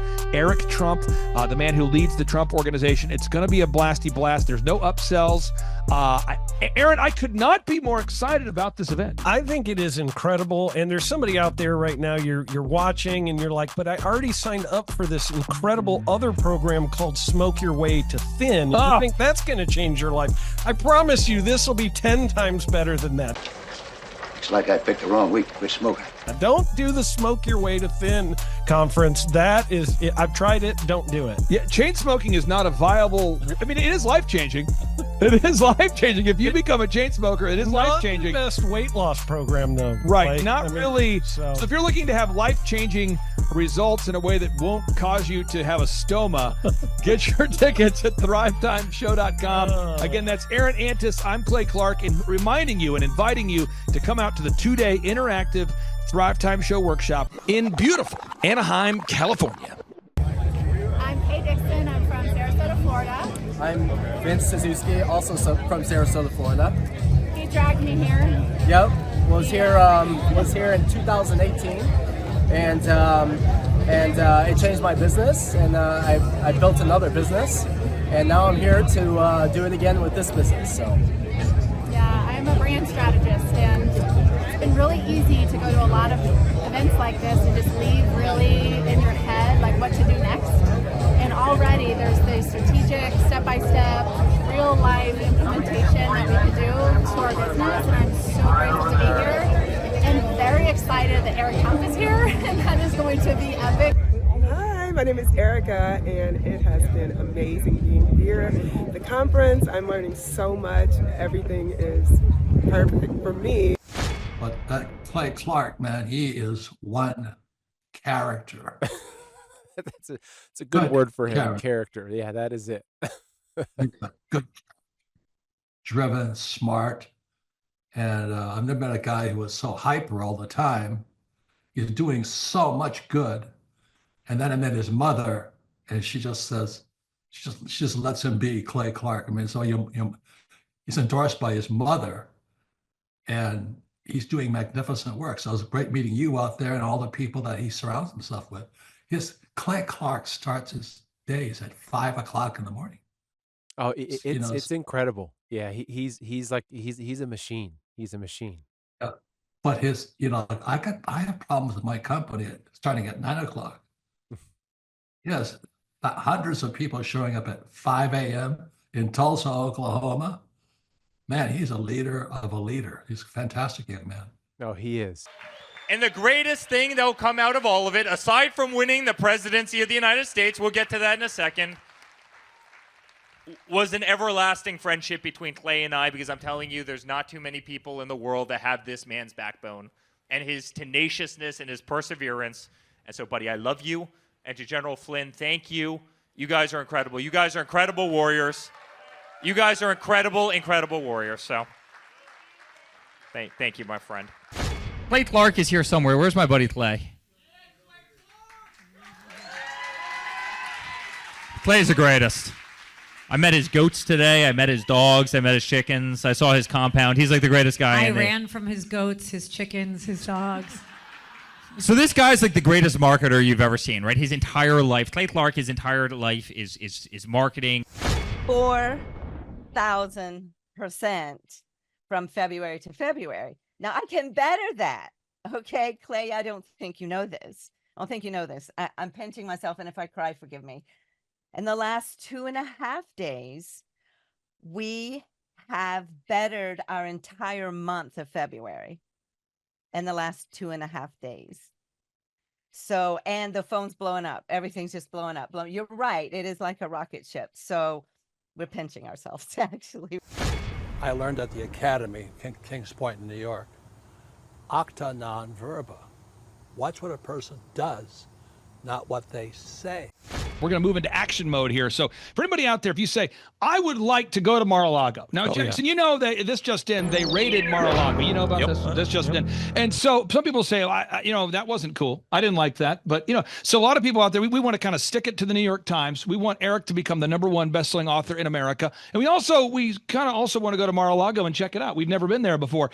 So what we're going to do is, for anybody right now, if you go to Amazon right now and you buy a copy of Eric Trump's book, Under Siege, My Family's Fight to Save Our Nation. So you go to Amazon right now, you buy a copy of the book, and you just text a screenshot of your proof of purchase to my cell phone number, 918-851-0102. So text my number, 918-851-0102. So again, step one, you go here to Amazon.com, you buy a copy of the book, Under Siege, then you just text a screenshot of your purchase, your proof of purchase. You text my number, 918-851-0102. You have a chance to win a dinner at Mar-a-Lago with Eric Trump and myself, and there's more. And by the way, Mar-a-Lago right there, just for your viewers, it's the most exclusive private club in the world. $2 million to get into, just base membership fee. And I promise we're going to make your night absolutely incredible. Clay goes, listen, why don't we do this? Why don't we put it out to all the amazing Reawaken people, all the people who supported us all around the country, all around, at every one of these conferences, who adore your family. We've got to beat the New York Times. The New York Times is going to do everything they can. Even though we're #1 on Amazon right now, we just hit #1 this morning. New York Times is going to do everything they can to keep you from being #1 bestseller. You know that. I know that. You know the games that they're willing to play.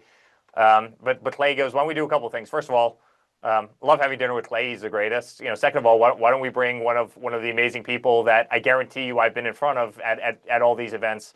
Why don't we bring a couple to dinner at Mar-a-Lago? And I said, absolutely, consider it done. So I said, they have to text you, Clay. They can't text me because we'll be getting 1,000 of these. But yeah, go buy a book, text Clay, and we'll set up a dinner. I'll make sure you guys have the absolute time of your life. Now, I'm going to pull this up again one more time here, Jackson, because I think sometimes I'm a poor communicator, and I need to work on communicating more effectively. So you go to Amazon. That's step one, okay? Yes. You buy a copy of the book, Pop Quiz. What book? Under Siege. You buy a copy of Under Siege, and then you screenshot a picture of that, and you text my phone number. It's 918-851-0102. And folks, that is my cell phone number.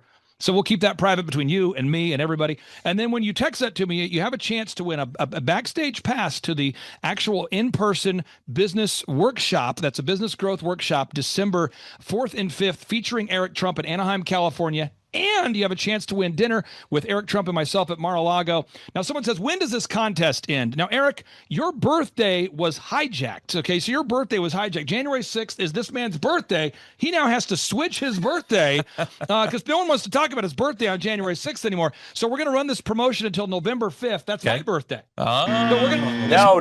So we're going to run it till October 14th. October 14th. Has to be pre-sale. This just in. It has to be between October 14th. That's why we're clarifying. So between now and October 14th. Now, folks, let me just clarify this real quick here. So make sure I'm leaving you with some good clarity here. One, you buy a copy of Under Siege on Amazon. That's the step one. Yep. Step two, you text a screenshot of that purchase to my cell phone number, 918-851-0102. Three, you have to do that before October 14th. Before October 14th, this just in. It has to be before October 14th. And you have a chance to win a backstage pass to the upcoming business workshop. You have a chance to have dinner with Eric Trump at Mar-a-Lago.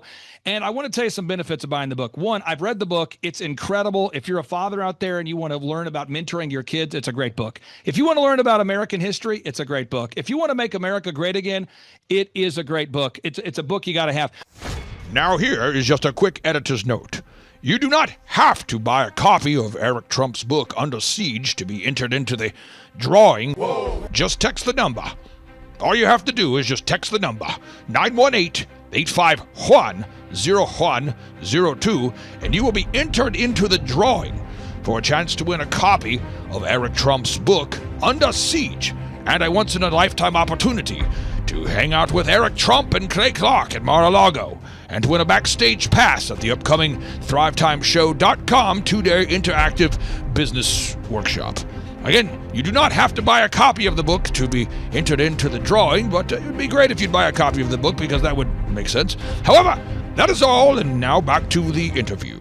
Also, Eric, a final question here for you. You are donating a portion of the proceeds to support Charlie Kirk in his continued mission there. Could you tell us about that briefly there, and then we'll let you get back to what you're doing today, sir? Yeah, well, I was on with Benny Johnson. Benny Johnson was a great friend of Charlie Kirk's, as you know, and you know Benny, and Benny's a very good friend of mine. And, Kash Patel is a very good friend of mine and was a very good friend of Charlie's. I mean, you watch everybody that's up on that stage every single day as they got to the bottom of exactly what happened and they brought justice to what happened or are trying to bring justice to what happened. And it's kind of unthinkable, but St. Jude, and I talk a lot about St. Jude in this book because that's been, fighting pediatric cancer has always been a cornerstone of my life. But Charlie truly was the epitome of being under siege, not only in the movement that he helped create, but obviously in how his life was savagely taken. My book came out 2.5 days before Charlie's assassination. You better believe he would have been the final chapter of this book as just another illustration of what these people will do at any cost to try and win because it's who they are. It's the not so tolerant left. And we can never let, our voices be extinguished, Clay. You stood on that stage as well as anybody I've ever seen stand on a stage. You did our Reawaken events all across the country, which you funded out of your back pocket because you believed in America. You believed in a greater country. And you were on that stage every single day. I was on that stage with you every single day. And I was on the Turning Point stage with Charlie all the time. And I was on stages across, the country and 3 campaigns. I've stood on thousands of them. And honestly, they don't want us to stand on that stage. That's why they're sending bullets from rooftops. They don't want us to go out there with a bullhorn and have loud independent thought, when they see these beautiful arenas full of kids and they're cheering, they're celebrating, they're holding American flags, they don't want that. And so they want to silence us. They want to silence our voice. That's why they killed Charlie. That's why they tried to kill my father. That's why they sent 112 subpoenas to me. That's why they wanted me in jail and my father in jail and Don in jail. That's why they made up the hoaxes. They wanted to see us destroyed and gone with no voice, with no money, with no company, with no political aspirations, gone. And we can't allow that to happen. And so we need to make sure that Turning Point continues. We need to make sure incredible patriots like you continue to spread, sensible speech, pro-American values, pro-religious, pro-constitutional values. And that's why I want to donate the funds to Turning Point. I want to donate, a portion of the funds to Turning Point, because we can't allow anarchy to win, and we can't allow voices to be deleted, and we need to keep Charlie's legacy going. Eric Trump, thank you so much for joining us. Pastor Jackson, thank you so much for joining us. Absolutely. Eric, have a great day. We really do appreciate you. Everybody go out there and buy that book, Under Siege. It's not too early to buy your Christmas gifts. And if you have a Democrat in your family, buy them a copy as well. Eric Trump, take care. Thanks, guys. See you later.